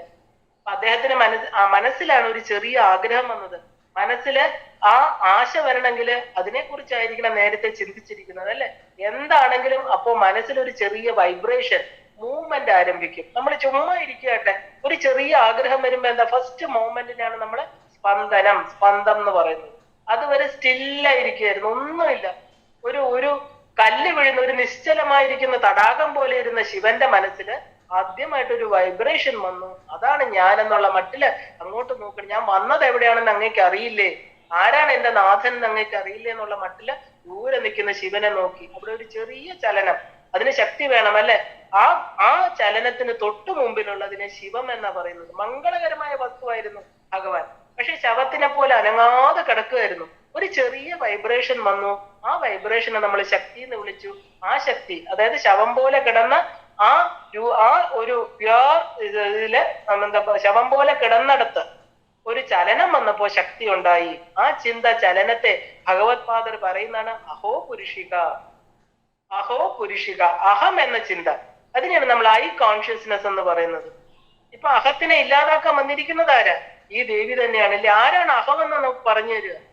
അഹത്തിനെ നമ്മുടെ ഈ നിസാരമായിരിക്കുന്ന ശരീരബോധമാണ് നമ്മൾ അഹം എന്ന് പറയുന്നത്. പക്ഷെ ശിവന്റെ അഹം, അതായത് ഐ കോൺഷ്യസ്നെസ് ആണ്. ആ കോൺഷ്യസ് തോട്ടാണ് സർവേശ്വരന്റെ കോൺഷ്യസ് തോട്ട്. അറിഞ്ഞുകൊണ്ട് ഒരു ചിന്ത വന്നു. അതാണ് ഈ അഹോ പുരുഷികയായിട്ട് അഹം എന്ന ചിന്ത. അതാണ് പുറത്ത് ഈ സ്ത്രീ രൂപത്തിൽ വന്ന് നിൽക്കുന്നത്. ആരാ ദേവി? ശിവനും ദേവിയും തമ്മിൽ വ്യത്യാസമുണ്ടോ? ഭഗവാന്റെ ഉള്ളിൽ നിന്ന് വന്ന ആ വൈബ്രേഷൻ ആണ് ദേവി. ഇതാ ഇപ്പൊ പുറത്ത് ആരായിട്ട് നിൽക്കുന്നു? ദേവിയുടെ രൂപത്തിൽ, ഒരു സ്ത്രീയുടെ രൂപത്തിൽ വന്ന് നിൽക്കുന്നു. അപ്പൊ ആൺ രൂപത്തിനെ നമ്മൾ പുരുഷൻ എന്ന് പറയുന്നു, സ്ത്രീയെ നമ്മൾ ശക്തി എന്ന് പറയുന്നു അല്ലെ. സ്ത്രീ പിരിഞ്ഞപ്പോ എന്താ, അത് ഫെമിനൈൻ. നമ്മൾ മാസ്കുലിൻ ഫെമിനൈൻ എന്ന് പറയും പോലെ അത് പുറത്തു വന്നിട്ട് നിൽക്കുകയാണ്. അപ്പോ മറ്റേ മാസ്കുലിൻ ഫോമിനെ നമ്മൾ എന്ത് വിളിച്ചു? പുരുഷൻ. അപ്പൊ അദ്ദേഹത്തെ എന്താണ് അനക്കണമെങ്കിൽ ഈ ശക്തി വേണം അല്ലെ. ഖലു കുശല സ്പന്ദിതും അഭി. ശക്തി ഇല്ലെങ്കിൽ ശിവൻ ശവമായിട്ട് കിടക്കും. സിംഹാസനത്തിലിരിക്കുന്ന ലളിതാദേവിയുടെ അടുത്ത് വന്ന് ബ്രഹ്മാവ് ചോദിച്ചു, അമ്മ കല്യാണം കഴിക്കുന്ന ആൾ എങ്ങനെ ഇരിക്കണം ചോദിക്കും. പാവം ബ്രഹ്മാവിന് അറിയില്ല. ബ്രഹ്മാവിന് എന്താ പറയാ, ഈ ശിവന്റെ ഉള്ളിൽ നിന്നാണ് വന്നത്, ഇതാണ് എന്താ പറയാ തന്റെ ഭർത്താവെന്ന് അറിയില്ല. പക്ഷെ ചോദിക്കുകയാണ് ഇനി എങ്ങനെയുള്ള ആളാണ് വേണ്ടതെന്ന്. അപ്പൊ ദൂരെ മാറി നിൽക്കുന്ന ശിവനെ നോക്കി ദേവി പറയാണ് എന്റെ സ്വാതന്ത്ര്യത്തിൽ ഇടപെടാത്ത ഒരാളായിരിക്കണം. അപ്പൊ ബ്രഹ്മാവ് 4 ചുറ്റും നോക്കി സ്വാതന്ത്ര്യത്തിന് ഇടംകോലിടാത്ത ആളാരാണ്? സ്വാധീന വല്ലഭ എന്ന് പൂജിക്കുന്നുണ്ടല്ലേ. അപ്പൊ തന്റെ സ്വാതന്ത്ര്യത്തെ കയ്യിൽ വെച്ചുകൊണ്ടിരിക്കുന്നവൾ, അതായത് വേറെ ആർക്കും ആ സ്വാതന്ത്ര്യത്തെ കൊടുക്കില്ല. അപ്പൊ ബ്രഹ്മാവ് നോക്കി മാറി നിൽക്കുന്ന ശിവനെ നോക്കുകയാണ്. അപ്പൊ താൻ എന്താ പറയാ ആട്ടി വിട്ടാ മാത്രം ചലിക്കുന്ന ഒരേ ഒരാളെ ഉള്ളൂ എന്ന് അദ്ദേഹത്തിന് മനസ്സിലായി. അതാണ് കാമേശ്വരൻ, ദേവി കാമേശ്വരി അല്ലെ. ഈ ദേവിയുടെ ഇഷ്ടത്തിനനുസരിച്ച് പ്രവർത്തിക്കുന്ന ഒരേ ഒരാളെ ഉള്ളൂ ഈ പ്രപഞ്ചത്തിലും പ്രപഞ്ചാതീതമായിരിക്കുന്നത്, അത് ശിവനാണ്. ദേവി ഉണർന്നെങ്കിൽ മാത്രമേ ശിവൻ ചലിക്കുള്ളൂ. അപ്പൊ എന്റെ ഇഷ്ടത്തിനും എന്റെ സ്വതന്ത്രമായിരിക്കുന്ന ചിന്തകൾക്കും തടസ്സമില്ലാതെ ഞാനായിട്ട് എന്നെ അക്സെപ്റ്റ് ചെയ്യുന്ന ഒരാൾ ആരാ? അപ്പോഴാണ് ബ്രഹ്മാവിന് മനസ്സിലായത് കാമേശ്വരൻ, അയ്യോ ഭഗവാനല്ലേ ഇത് അല്ലെ. അപ്പൊ കാമേശ്വരൻ, ദേവി കാമേശ്വരിയാണ്. കാമം എന്ന് പറഞ്ഞാൽ ആഗ്രഹം. ശിവന്റെ ആഗ്രഹം കാമേശ്വരിയായിട്ട് തീർന്നു, പെൺ രൂപത്തിലായി തീർന്നാണ് കാമേശ്വരി. അപ്പൊ ശിവൻ മാറി നിൽക്കാൻ കാരണം അതുകൊണ്ടാണ്. കാരണം ദേവിയുടെ സ്വാതന്ത്ര്യത്തിൽ ഭഗവാൻ ഇടപെടില്ല, അതുകൊണ്ട് മാത്രമാണ്. ദേവി ബ്രഹ്മാവിനോട് മാല ചോദിച്ചു, ഞാനത് വീശി അറിയാം, അങ്ങ് വിഷമിക്കേണ്ട, ആരുടെ കഴുത്തിൽ ചെന്ന് വീഴുന്നോ ആളിനെ ഞാൻ വിവാഹം ചെയ്തോളാന്ന് പറയണു. മാല കൊണ്ടുവരണു, മാല വീശി എറിഞ്ഞു, അത് കാമേശ്വരന്റെ തിരുക്കഴുത്തിൽ വന്ന് വീഴുകയാണ്. അത് തിരുനീല കണ്ഠത്തിൽ വന്ന് പതിക്കുകയാണ്. കാമേശ്വരൻ കാമേശ്വരി വിവാഹം അതിമനോഹരമായിട്ട് നടന്നു. രണ്ടുപേരും കൂടി ചിന്താമണി ഗൃഹത്തിലിരുന്ന് ലോകപാലനം ചെയ്ത് കഴിയാണ്. അങ്ങനെ കഴിഞ്ഞപ്പോഴാണ് ദേവിക്ക് ഭണ്ഡാസുരനെ ഓർമ്മ വന്നത്. ഇതിനല്ലല്ലോ താൻ വന്നത്, എന്താണ് ഇനി ചെയ്യേണ്ടതെന്ന് ചിന്തിക്കുകയാണ്. ഭണ്ഡാസുരനെ ഇല്ലാതാക്കണം. തന്റെ 4 തൃക്കരങ്ങളിലെ 4 ആയുധങ്ങള്, അതിലെ പാശം വെച്ച കരത്തിലെ ഒന്നനക്കി അതിൽ നിന്ന് അശ്വാരൂഢാദേവി വന്നു. ഒരു കുതിരപ്പുറത്ത്, അപരാജിത എന്ന് പറയുന്ന കുതിരപ്പുറത്ത്, തോൽവി അറിയാത്ത കുതിര, തോൽവി അറിയാത്ത അശ്വം എന്താണ്? നമ്മുടെ എല്ലാം മനസ്സാണ് അല്ലെ. അപ്പൊ കുതിരപ്പട റെഡിയായി, അങ്കുശം കയ്യിൽ വെച്ച എന്ത് വന്നു? സമ്പത്കരി ദേവി വന്നു. സമ്പത്കരി ദേവി വന്ന ആനയുടെ പേരാണ് രണകോലാഹലം. ആനപ്പുറത്ത് കയറി വരികയാണ്. അപ്പൊ ആനപ്പട റെഡിയായി. കരിമ്പ് വില്ലിൽ നിന്ന് മന്ത്രിണി വന്നു. മന്ത്രി ആ ദേവിയെ മന്ത്രിയാക്കി എല്ലാം നോക്കി നടത്താനുള്ള ഉത്തരവാദിത്വം കൊടുത്തു, മുദ്ര കൊടുത്തു. അങ്ങനെ ദേവി മന്ത്രിണിയെ മുഖ്യമന്ത്രിയായിട്ട് ചാർജ് എടുത്തു. അങ്ങനെ എക്സിക്യൂട്ടീവ് ഹെഡ്. ഇതെല്ലാം നടത്തുന്നതാരാ? രാജമാതങ്കിയാണ് അല്ലെ. അപ്പൊ അമ്മയും വന്നു. അപ്പൊ രാജ്യത്തെ നടത്തുന്ന ആള് വന്നു. പിന്നെ പുഷ്പബാണങ്ങളിൽ നിന്ന് ആര് വന്നു? വാരാഹി ദേവി. ദണ്ഡനയ്ക്കുള്ള അധികാരം, പൂർണ്ണമായിട്ടുള്ള അധികാരം അല്ലെ. ഈ സൈന്യങ്ങളുടെ എല്ലാം തലൈവിയായിട്ട് ദണ്ഡനാഥാദേവി വന്നു. അങ്ങനെ ലളിതാംബികാദേവിയുടെ രാജ്യത്തില് എന്ത് തെറ്റ് കണ്ടാലും ശിക്ഷ കൊടുക്കുന്നത് വാരാഹി ദേവി. ആ ദേവിയാണ് നമ്മൾ ദണ്ഡിനി എന്ന് പറയുന്നത്. ചതുർബാഹു സമന്വിത. എല്ലാരും യുദ്ധത്തിന് റെഡിയായി കഴിഞ്ഞു അല്ലെ. യുദ്ധം ആരംഭിക്കാൻ പോവുകയാണ്. ഒരു വശത്ത് കിരിചക്രം വന്നു, കിരിചക്ര രഥം വന്നു. മറ്റേ വശത്ത് ഗേയചക്ര രഥം വന്നു. നടുക്ക് ചക്രരാജ രഥത്തിൽ കയറി ലളിതാ പരമേശ്വരി തയ്യാറായി. ഭണ്ഡാസുരനെ വധിക്കാനായിട്ട് ചക്രരാജ രഥം പുറപ്പെടുകയാണ്. ആ രഥത്തിന് വളരെ വിശേഷപ്പെട്ട ഒരു രഥമാണത്. എന്താ ആ രഥത്തിന്റെ പേര്? ജ്ഞാനരഥം. അത് സാധാരണ ഒരു രഥമല്ല. ശ്രീചക്രം സാധാരണക്കാരനുള്ളതല്ല. ശ്രീചക്രം ആർക്കുള്ളതാ? അവിദ്യാന മന്ദസ്ഥിമിരമുള്ളവർക്കല്ല, ജഡങ്ങൾക്കുള്ളതല്ല, ദരിദ്രർക്കുള്ളതല്ല. എന്താ അത്? ജ്ഞാനരഥം, അറിവ് കൊടുക്കുന്ന രഥം. ആരാണോ ശ്രീചക്രം പൂജ ചെയ്യുന്നത്, ശ്രീചക്രത്തെ അറിയാത്തവർക്ക് അത് പൂജ ചെയ്തിട്ട് കാര്യമില്ല. സാധാരണ ഒരു കല്ലും ശ്രീചക്രവും തമ്മിൽ വ്യത്യാസമില്ല. ശ്രീചക്രത്തെ അറിയണം. അപ്പൊ എന്താണ് ഈ ശ്രീചക്രം? എന്താണ്, എന്തുകൊണ്ടാണ് ഇതിന് ജ്ഞാനരഥം എന്ന് പറയാൻ കാരണം? 4 ചക്രങ്ങൾ, 4 വേദങ്ങളാണ്. സാക്ഷാൽ ലളിതാ ത്രിപുര സുന്ദരി ഇരിക്കുന്ന ശ്രീചക്രത്തിന്റെ 4 എന്താ പറയാ ചക്രങ്ങള് വേദങ്ങളാണ്. വേദം എന്ന് പറഞ്ഞാൽ എന്താ? പ്യുവർ നോളജ്, അറിവ്. അപരാജ്ഞാനമല്ല, പരാജ്ഞാനം. ഞാൻ ആര്? ഈ വേദമന്ത്രങ്ങളെല്ലാം തന്നെ എന്താണ്? ഗായത്രി മന്ത്രം, വേദമാതാവ് ഗായത്രി വരെ ദേവിയുടെ ഒരു എന്താ പറയാ മണ്ഡപത്തിൽ ഇരിക്കുന്ന ആളാണ് അല്ലെ. വേദം എന്ന് പറഞ്ഞാല് എന്നെ കുറിച്ച് മാത്രം, എന്റെ ആത്മസ്വരൂപം എന്താണ്. അപ്പൊ അമ്മയുടെ ഇരിക്കുന്ന ചക്രത്തിന്റെ 4 എന്താ പറയാ ചക്രങ്ങള് 4 വേദങ്ങളാണ്. പിന്നെ 4 പുരുഷാർത്ഥങ്ങള്, 4 കുതിരകളാണ്. ധർമ്മ, അർത്ഥ, കാമ, മോക്ഷം. ഈ പ്രപഞ്ചത്തിലെ എന്താ പറയാ എല്ലാ മനുഷ്യ ജീവനുകളും 4 പുരുഷാർത്ഥങ്ങൾക്ക് കെട്ടപ്പെട്ടിരിക്കുന്നു. ആ ധർമാർത്ഥ കാമ മോക്ഷങ്ങളാണ് അമ്മയുടെ കുതിരകള്. കൊടിക്കൂറ എന്ന് പറയുന്നത്, കൊടി എന്താ? ആനന്ദം. അപ്പൊ പല പല ആയുധങ്ങള് ആ രഥത്തിലുണ്ട്. ഇതെല്ലാം വന്നത് എവിടുന്ന? ആത്മജ്ഞാനത്തിൽ നിന്ന് വന്നതാണ്. അമ്മയുടെ ആയുധങ്ങളെല്ലാം തന്നെ ആത്മജ്ഞാനം അടയാളമായിട്ടുള്ള സാധനങ്ങളിൽ നിന്നാണ് ആയുധങ്ങൾ വന്നിരിക്കണമെന്ന് മനസ്സിലാക്കുക. കാരണം അമ്മ എന്ന് പറഞ്ഞാല് പ്യുവർ ജ്ഞാനമൂർത്തിയാണ്, ജ്ഞാനസ്വരൂപിണിയാണ് അമ്മ. അപ്പോ ദേവി അമ്പാള് തേരി കയറിയിരിക്കുന്ന ജഗദംബികയാണ് ഈ തേരില് ഇരുന്ന് എന്താ പറയാ നയിക്കുന്നത്. കാരണം അവിടെ ശിവൻ വെറും ഒരു പലക രൂപത്തിലിരിക്കുകയാണ് അല്ലെ. എല്ലാം നടത്തുന്നത് അമ്മയാണ്, രാജരാജേശ്വരിയാണ് അമ്മ. അമ്മ തേരില് കയറിയിരിക്കുന്നു. ദേവിയെ ചുറ്റി നവ ആവരണ ദേവതമാര് വന്നിരിക്കുകയാണ്. കാരണം യുദ്ധത്തിന് പോകുമ്പോ മാത്രമല്ല, അമ്മ ഇരിക്കുന്ന ശ്രീചക്രത്തിൽ 9 ആവരണങ്ങളിലും ദേവതമാരിയ്ക്കുന്നുണ്ട്. ശ്രീചക്ര രഥത്തില് നവ ആവരണ ദേവതാ സമേതയായിട്ടാണ് സാക്ഷാൽ ലളിതാ പരമേശ്വരി അണ്ടാസുര വധത്തിനായിട്ട് ഇറങ്ങി പുറപ്പെടുന്നത്. എപ്പോ ദേവിയെ നമ്മൾ ചിന്തിക്കുന്നു, ശ്രീചക്ര ആരൂഢയായിട്ടിരിക്കുന്ന അമ്മയുടെ കൂടെ ഈ 9 ആവരണങ്ങളും അതില് ഇത്രയും ദേവതമാരും കാണും. ദേവി തനിച്ചല്ല, ദേവിയെ തനിച്ച് ആർക്കും കാണാൻ പറ്റില്ല. ഇവരുടെയൊക്കെ അനുവാദം, ഇവരെ പൂജിക്കാതെ അവിടെ എത്താനും പറ്റില്ല. അപ്പോ അണ്ടാസുരന്റെ ഭാഗത്തു നിന്നാണെങ്കിലോ പല പല വിധത്തിലുള്ള തേരുകൾ വരാൻ തുടങ്ങുകയാണ്. പല തേരുകൾ വരുന്നുണ്ട്. ഈ തേരുകളെല്ലാം തന്നെ മൃഗങ്ങളാണ് വലിച്ചു കൊണ്ടുവരുന്നത്. എന്താ മൃഗബുദ്ധിയാണ് അല്ലേ. അസുരൻ എന്ന് പറയുന്ന ആസുരിക ഭാവങ്ങളെല്ലാം തന്നെ മൃഗങ്ങളാണ്. അപ്പോ ആ ഭാഗത്തുനിന്ന് വരുന്ന കുറെ മൃഗങ്ങൾ വരുന്നുണ്ട്. ദേവിയുടെ തേര് വേദങ്ങള്, കുതിരകള്, പുരുഷാർത്ഥങ്ങള്. അണ്ടന്റെ സൈന്യത്തിന്റെ തേരുകളാര്?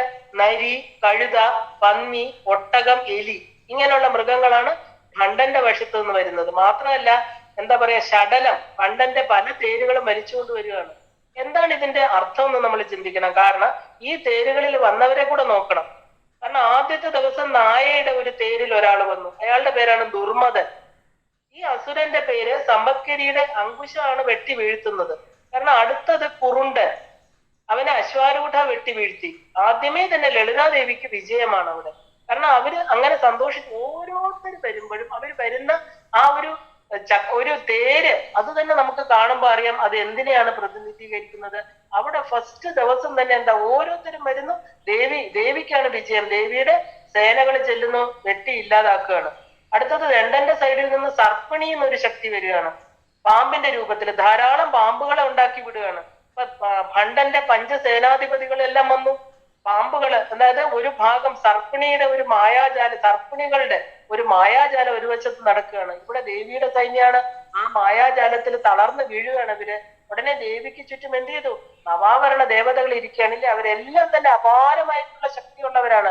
എല്ലാവരും വിഷമിച്ചു നിന്നപ്പോ ദേവി എന്ത് ചെയ്തു, നകുലി ദേവിയെ വിളിക്കുകയാണ്. നകുലം എന്ന് പറഞ്ഞ കീരി. അപ്പൊ നകുലി ദേവി വന്നിട്ട് എന്ത് ചെയ്തു, സർപ്പങ്ങളെ എല്ലാം ഒരു മിനിറ്റ് കൊണ്ട്, ഒരു ക്ഷണം കൊണ്ട്, എന്താ ആ സർപ്പിണി എന്ന് പറഞ്ഞൊരു ദേവി വന്നാണ് ഇത്രയും സർപ്പങ്ങളെ ഉണ്ടാക്കിയത്. അപ്പൊ ഈ നകുലി എന്ത് ചെയ്തു, വന്ന് സർപ്പിണിയെ തന്നെ കൊത്തി വിഴുങ്ങി. അപ്പൊ സർപ്പിണിയെ കാണാതായി. സേനാപതികളും പോയി അല്ലെ. അപ്പൊ വിജയം വീണ്ടും ആർക്ക് വന്നു, ദേവിയുടെ ഭാഗത്ത്. ദേവി ഇരിക്കുന്നിടത്ത് വിജയം മാത്രമേ ഉള്ളൂ, പരാജയം ഇല്ല. അവിടെ ഒരു കുതിര, അശ്വാരൂഢ ദേവിയുടെ കുതിരയുടെ പേര് പോലും അപരാജിത എന്നാണ് അല്ലെ. അപ്പൊ അവിടെ ദേവി, അപ്പൊ പിന്നെ ശ്രീചക്രം ഇരിക്കുന്ന സാക്ഷാൽ മഹാലളിതായിരിക്കുന്നിടത്ത് എന്താ പരാജയം വരുമോ, ചിന്തിച്ചു നോക്കേണ്ടതാണ്. അപ്പൊ വിജയം വീണ്ടും ദേവിയുടെ ഭാഗത്തായി. അങ്ങനെ അടുത്ത ആക്രമണത്തിൽ ശക്തി സൈന്യങ്ങള് ഒരുങ്ങി നിന്നപ്പോ ഭണ്ടന്റെ സൈഡിൽ നിന്ന് 7 പേര് വരികയാണ്. അപ്പൊ അതിന്റെ തലവന്റെ പേരാണ് വലാഹൻ. വലാഹനും സഹോദരന്മാർക്കും എന്താണ് ഒരു പ്രത്യേകത എന്ന് ചോദിച്ചാൽ, കണ്ണില് സൂര്യഭഗവാനുണ്ട്. ഇപ്പൊ നമ്മൾ ഗ്ലെയർ അടിക്കുക എന്ന് പറയും അല്ലെ. കണ്ണില് ഒരു സൂര്യനാണെങ്കിൽ അത്രയും പ്രകാശത്തിൽ നമുക്കൊന്നും കാണാൻ പറ്റില്ല. അപ്പൊ അത്യുഗ്ര ചൂടും പ്രകാശവും പരത്തിക്കൊണ്ടാണ് അവർ വരുന്നത്. ഈ ഗ്ലെയർ അടിച്ച കാരണം ഭണ്ട സൈന്യത്തിന് എന്താ, ഈ ഭണ്ട സൈന്യത്തെ ഒന്നും കാണാൻ പറ്റാതായി. ശക്തി സൈന്യത്തിന് അവര് പരസ്പരം ആക്രമിക്കാൻ തുടങ്ങി. കാരണം അവർക്ക് കാണാൻ പറ്റുന്നില്ല. ലളിതാദേവി ഒന്ന് വാരാഹി ദേവിയെ നോക്കി. വാരാഹി ദേവി എന്ത് ചെയ്തു, തന്റെ അടുത്ത ഉപദേവതയെ വിളിച്ചു, തിരസ്കരണി ദേവിയെ വിളിച്ചു. എന്നിട്ട് എന്ത് ചെയ്തു, എന്താണ് ചെയ്യേണ്ടത് ചെയ്യൂന്ന് കണ്ണുകൊണ്ട് ആംഗ്യം കാണിക്കുകയാണ്. അപ്പൊ തിരസ്കരം എന്ന് പറഞ്ഞാൽ എന്താ, മറയ്ക്കുക. കറുകറാന്നൊരു രൂപം, കറുത്ത കവചം, കറുത്ത കുതിര. ആ കുതിരയുടെ പേരാണ് തമോലിപ്തം. തമോലിപ്തം എന്ന് പറഞ്ഞാൽ തമസ്, ഇരുട്ട് കൊണ്ടുണ്ടാക്കിയ ഒരു കുതിര. അതിന്റെ പേരെല്ലാം കറുപ്പുമയം. അപ്പൊ എല്ലായിടത്തും ഇരുട്ട്. അപ്പൊ അതില് കണ്ണ് തുറക്കാനാവാതെ എന്ത് ചെയ്തു, ഇവരെല്ലാം കണ്ണടക്കുകയാണ്. കാരണം ഈ 7 പേരുടെ കണ്ണില് സൂര്യപ്രകാശം ഇങ്ങനെ നിന്നപ്പോ ഇവിടെ എന്ത് ചെയ്തു, എല്ലാം കറുപ്പ് നിറമായി അല്ലെ. അപ്പൊ അങ്ങനെ അവർക്ക് കണ്ണു തുറക്കാനേ പറ്റാതായി. അങ്ങനെ വലാഹനും കൂട്ടരും 7 പേരും ഇല്ലാതാവുകയാണ് ഒറ്റയടി. പിന്നെ എന്താ പറയാ, ആ വിജയമാർക്കാ വീണ്ടും ദേവിയുടെ സൈഡില്. ഇത് ഓരോ ദിവസത്തെ വിജയങ്ങളാണ് ഈ പറയുന്നത്. ഈ മനുഷ്യ ജീവൻ എത്ര ജന്മങ്ങളിലൂടെയാണ് കടന്നു പോയിരിക്കണം നമ്മൾ ചിന്തിക്കണം. ഇതൊരു ഒറ്റയടി വിജയം എന്ന് നമുക്ക് പറയാം. ഇത് ഒരു ദിവസത്തെ വിജയം അല്ല. കാരണം പ്രശ്നം വരും, ദേവിയും ശക്തി സൈന്യം അതിനെ നേരിടും അല്ലെ. കൂടെ അതിനെ ഇല്ലാതാക്കി തീരും, പിന്നെയും അത് തുടരും. ഒരു ജീവന്റെ അനേക ജന്മങ്ങളിലെ യാത്രയാണെന്ന് പറയും. കാരണം ദേവിയുടെ അടുത്ത് എത്തിച്ചേരാൻ എളുപ്പമല്ല. കാരണം പക്ഷേ ദേവിയെ ഉപാസിച്ചാല് എല്ലാ കാര്യവും പോസിറ്റീവായിട്ട് ചെയ്യാൻ ദേവിയുടെ കൂടെയുള്ള ആളുകൾ നമ്മളെ സഹായിക്കും. ദേവിയുടെ അടുത്ത് അവരെത്തിക്കും നമ്മള്. അപ്പൊ ഈ യുദ്ധത്തിൽ നമ്മൾ മനസ്സിലാക്കണം, ഒറ്റയടിക്കല് 4 ദിവസവും 4 പകലെന്ന് പറഞ്ഞാൽ ഒരു ജീവന്റെ അനേക കോടി ജന്മങ്ങൾ. മിനിമം ഒരു ജീവന് ഒരു 1200 ജന്മം, 750 പറയുന്നുണ്ട്, ചിലര് 315, ഒന്നും നമുക്ക് പറയാൻ പറ്റില്ല. എത്ര മനുഷ്യ ജന്മം, അതിന്റെ ഇടയ്ക്ക് മൃഗങ്ങളുടെ അല്ലെ, ചെടികൊടികളുടെ പല പല ജീവനുകൾ നമ്മുടെ ശരീരം നമ്മൾ സ്വീകരിക്കാം. സാധാരണഗതിയിൽ 84 ലക്ഷം യോനികൾക്ക് ശേഷമാണ് ഒരു മനുഷ്യ ശരീരം കിട്ടുക. പക്ഷെ അപ്പോഴും മൃഗങ്ങളെ പോലെ ജീവിച്ചു കഴിഞ്ഞാൽ പിന്നെ എത്ര ശരീരം കിട്ടുന്നുള്ളതാണ് ചോദ്യം, അല്ലെ? അതുകൊണ്ടാണ് പറയുന്നത് ഈ യുദ്ധം എന്ന് പറയുന്നത് അനേക കോടി ജന്മങ്ങളിലുള്ള ഒരു യാത്രയാണ്. അത് നമ്മൾ അറിയണം. ഈ യുദ്ധങ്ങൾ ഒറ്റയടിക്കല്ല നമ്മൾ വിജയിക്കുന്നത്. ഓരോ ദിവസം ഓരോ ജന്മങ്ങളിൽ വരും. ചിലപ്പോ ശ്രീവിദ്യ എടുക്കും, നമ്മൾ ഇട്ടിട്ട് പോകും. ചിലപ്പോ പകുതി ചെയ്യും, ഇട്ടിട്ട് പോകും, പൂർത്തീകരിക്കാൻ പറ്റില്ല. ഇതെല്ലാം എന്താണ്? തടസ്സങ്ങളാണ്. വീണ്ടും വീണ്ടും ജന്മങ്ങൾ എടുത്ത് പൂർത്തീകരിച്ചെങ്കിൽ മാത്രമേ നമുക്ക് അവിടെ എത്തിച്ചേരാൻ പറ്റൂ. കാരണം തടസ്സം വന്ന വിഷമിക്കരുത്. എന്താ? ദേവി മാറ്റി തരുന്നുണ്ട്. ഇതാണ് നമ്മൾ ഭണ്ഡാസുരവധം നമ്മളെ പഠിപ്പിക്കുന്നത്. നമ്മുടെ കൂടെ ദേവിയുണ്ട്, അല്ലേ? ആ ദേവിയെ നമ്മൾ പൂർണ്ണമായിട്ട് വിശ്വസിക്കുന്നില്ല. എന്തുകൊണ്ടാണ് ഈ പകുതി ഇടാൻ കാരണം? നമ്മുടെ വാസന, നമ്മുടെ ആസുരിക വാസനകളാണ്. അപ്പൊ ദേവീപക്ഷം എന്ന് പറഞ്ഞാൽ എന്താ? വിജയം. എപ്പോഴും അവർക്ക് വിജയമാണ്. അങ്ങനെ ആദ്യത്തെ ദിവസം രാത്രിയായി യുദ്ധം പകലാണ് നടക്കുന്നത്, അല്ലെ? രാത്രി കാലങ്ങളിൽ അസുരന്മാർക്ക് ബലം അധികമാകും. അതുകൊണ്ട് അസുരന്മാര് എപ്പോഴും രാത്രിയിലായിരിക്കും ആക്രമിക്കുന്നത്. അപ്പൊ വിഷങ്കൻ ഒരു പുതിയ ഉപായവുമായിട്ട് ശക്തി സൈന്യത്തെ ഇല്ലാതാക്കാൻ ദേവി ഇരുന്ന തേരിന്റെ പുറകിലൂടെ വരികയാണ്. അപ്പൊ വിഷങ്കന്റെ ഉദ്ദേശം വേറൊന്നുമല്ല, സാക്ഷാൽ ലളിതാദേവിയെ നേരിട്ട് ആക്രമിക്കുക എന്നുള്ളതാണ് വിഷങ്കൻ ചിന്തിച്ചത്. വിഷങ്കൻ എന്ത് ചെയ്തു? പുറകിലൂടെ കുടിലാക്ഷൻ എന്ന് പറയുന്ന ഒരു അസുരൻ, പേരുകൾ കേൾക്കുമ്പോൾ തന്നെ നമുക്കറിയാം, അല്ലെ? ആ അസുരനെ എന്ത് ചെയ്തു? ആ കുടിലാക്ഷൻ പുറകിലൂടെയും വിഷങ്കൻ മുന്നിലൂടെയും വന്നു. കുടിലം എന്ന് പറഞ്ഞാൽ വളഞ്ഞത്, അല്ലെ? അപ്പൊ വിഷങ്കനും കുടിലാക്ഷനും 2 പേര് കേൾക്കുമ്പോൾ നമുക്കറിയാം എന്താ, ആരൊക്കെയാണ് അങ്ങനെ ഉള്ളവർ. ഇവര് 2 പേരും കൂടെ എന്ത് ചെയ്തു? ദേവിയെ പൂർണ്ണമായിട്ട് ശ്വാസം വിടാൻ പോലും പറ്റാത്ത രീതിയിൽ വളഞ്ഞ് അമ്മയെ ഇല്ലാതാക്കുക എന്നുള്ളതാണ് അവരുടെ ഉദ്ദേശം. അവരെന്ത് ചെയ്തു? കനത്ത ഇരുട്ടിൽ എന്താണ് സംഭവിക്കണമെന്ന് ആർക്കും അറിയാൻ പറ്റില്ല. രാത്രിയാണ്, അല്ലെ? കാരണം അസുരന്മാർക്ക് രാത്രിയിൽ ശക്തി വർദ്ധിക്കുകയും ചെയ്യും. ദേവി തന്റെ പുരികെ കൂടി ചെറുതായിട്ടൊന്ന് ചുളിച്ചു. അപ്പൊ എന്ത് ചെയ്തു? വാരാഹി, മാതങ്കി, അശ്വാരൂഢ എല്ലാവരും പല പല സ്ഥലങ്ങളിലായിരുന്നു. അവർക്കും ഒന്നും അറിഞ്ഞില്ല. അവര് ദേവി തന്റെ പുരികെ കൊടികൾ ഒന്ന് വളച്ചു. അതിൽ നിന്ന് സാക്ഷാൽ ആരാ വന്നത്? തിഥിനിത്യ ദേവതകൾ ആവിർഭവിച്ചു. 15 തിഥിനിത്യ ദേവതകളാണ് വരിയായിട്ട് വന്ന് നിന്നത്. അവര് വന്ന വെളിച്ചത്തിന്റെ ദേവതകളാണ് അവരല്ലേ. അവിടെ എന്താ? ഇരുട്ടിന് പകരം പ്രകാശം തെളിയുകയാണ്. അപ്പൊ അവിടെ എന്താ? ഭയങ്കരമായിട്ടുള്ള പ്രകാശം. ജ്വാലാമാലിനി, വന്യവാസിനിയൊക്കെ വന്ന് നിൽക്കുക. അപ്പൊ ജ്വാലയെ ഉൾക്കൊണ്ടവൾ, അഗ്നിയെ ഉൾക്കൊണ്ടവൾ, ഇതൊക്കെയാണ് അവരുടെ തിഥിനിത്യ ദേവതമാര്. അവരുണ്ടാക്കിയ പ്രകാശ വലയത്തില് ഈ പറയുന്ന വിഷങ്കൻ എന്ന് പറയുന്ന വിഷങ്കനും കുടിലാക്ഷനും ഉണ്ടാക്കിയ ഇരുട്ടില് ആ മായാഭ്രമം ഇല്ലെങ്കിൽ മറ പൂർണ്ണമായിട്ട് മറഞ്ഞുപോയി. അപ്പൊ അവിടെ പ്രകാശമാനമായി അസുരന്മാരുടെ കുടില തന്ത്രങ്ങൾ ഒന്നും നടന്നില്ല. അങ്ങനെ പിറ്റേ ദിവസം സൂര്യൻ ഉദയം ചെയ്തു. യുദ്ധത്തിന്റെ 2ാം ദിവസമാണ്. വിവരങ്ങളെല്ലാം തന്നെ ഭണ്ഡാസുരൻ അറിഞ്ഞു. വലിയ ചക്രവർത്തിമാരൊന്നും യുദ്ധത്തിനായിട്ട് ആദ്യം വരില്ല, അല്ലെ? അവരുടെ സേനാനായകന്മാര് അല്ലെങ്കിൽ സൈന്യമാണ് വരുന്നത്. ലോവർ ലെവലിലുള്ളവര്, പിന്നെ മിഡിൽ ലെവല്, പിന്നെ ഹയർ ലെവല്, ഇങ്ങനെയാണ് വരുന്നത് സാധാരണഗതിയിൽ. അപ്പൊ വിവരങ്ങൾ അറിഞ്ഞ ഭണ്ഡാസുരൻ ചിന്താകുലനായി. കാരണം എന്താ? ഒരൊറ്റ ദിവസം കൊണ്ട് തന്നെ 5 സേനാധിപതികള്, 7 സഹോദരന്മാരെല്ലാം ഇല്ലാതായി കഴിഞ്ഞു. അപ്പൊ ഇങ്ങനെ വിഷമിച്ചിരിക്കുന്ന ഭണ്ഡന്റെ മുൻപിലേക്ക് അയാളുടെ 30 മക്കള് വരികയാണ്. അവര് പറഞ്ഞു, അച്ഛൻ വിഷമിക്കേണ്ട അച്ഛ, ഞങ്ങൾ എന്താ നിസ്സാര ആൾക്കാരാണോ? ഞങ്ങൾ 30 പേരാണ്, 1-2 പേരല്ല. ഒരു ജീവന്റെ ഒരു മാസം എന്ന് പറയുന്ന ചാന്ദ്രമാസത്തിൽ 28 + 2 എന്താണ്? സൂര്യനെയും ചന്ദ്രനെയും കൂടി ചേർത്ത് ഒരു ജീവന് ദിവസം നമ്മൾ കണക്കാക്കുമ്പോൾ 30 ദിവസം, അല്ലെ? 30 പേരാണ് വന്ന് നിന്നത് ഭണ്ഡാസുരന്റെ മക്കള്.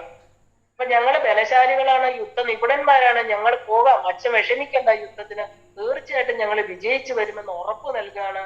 ദിവസം നമ്മൾ പറയും 30 ദിവസം, ഇന്ന് സാധന ചെയ്തില്ല, നാളെ തുടങ്ങാം, മറ്റന്നാൾ തുടങ്ങാം, ഇല്ലേ? ദേവിയെ നമുക്ക് പിന്നെ വയസ്സാകട്ടെ, 60 വയസ്സ് കഴിയട്ടെ, എനിക്കിപ്പോ സമയമില്ല, 80 വയസ്സിൽ തീരെ സമയമില്ല, കാരണം ശരീരത്തെ പോഷിപ്പിച്ചുകൊണ്ടേ ഇരിക്കണം, അല്ലെ?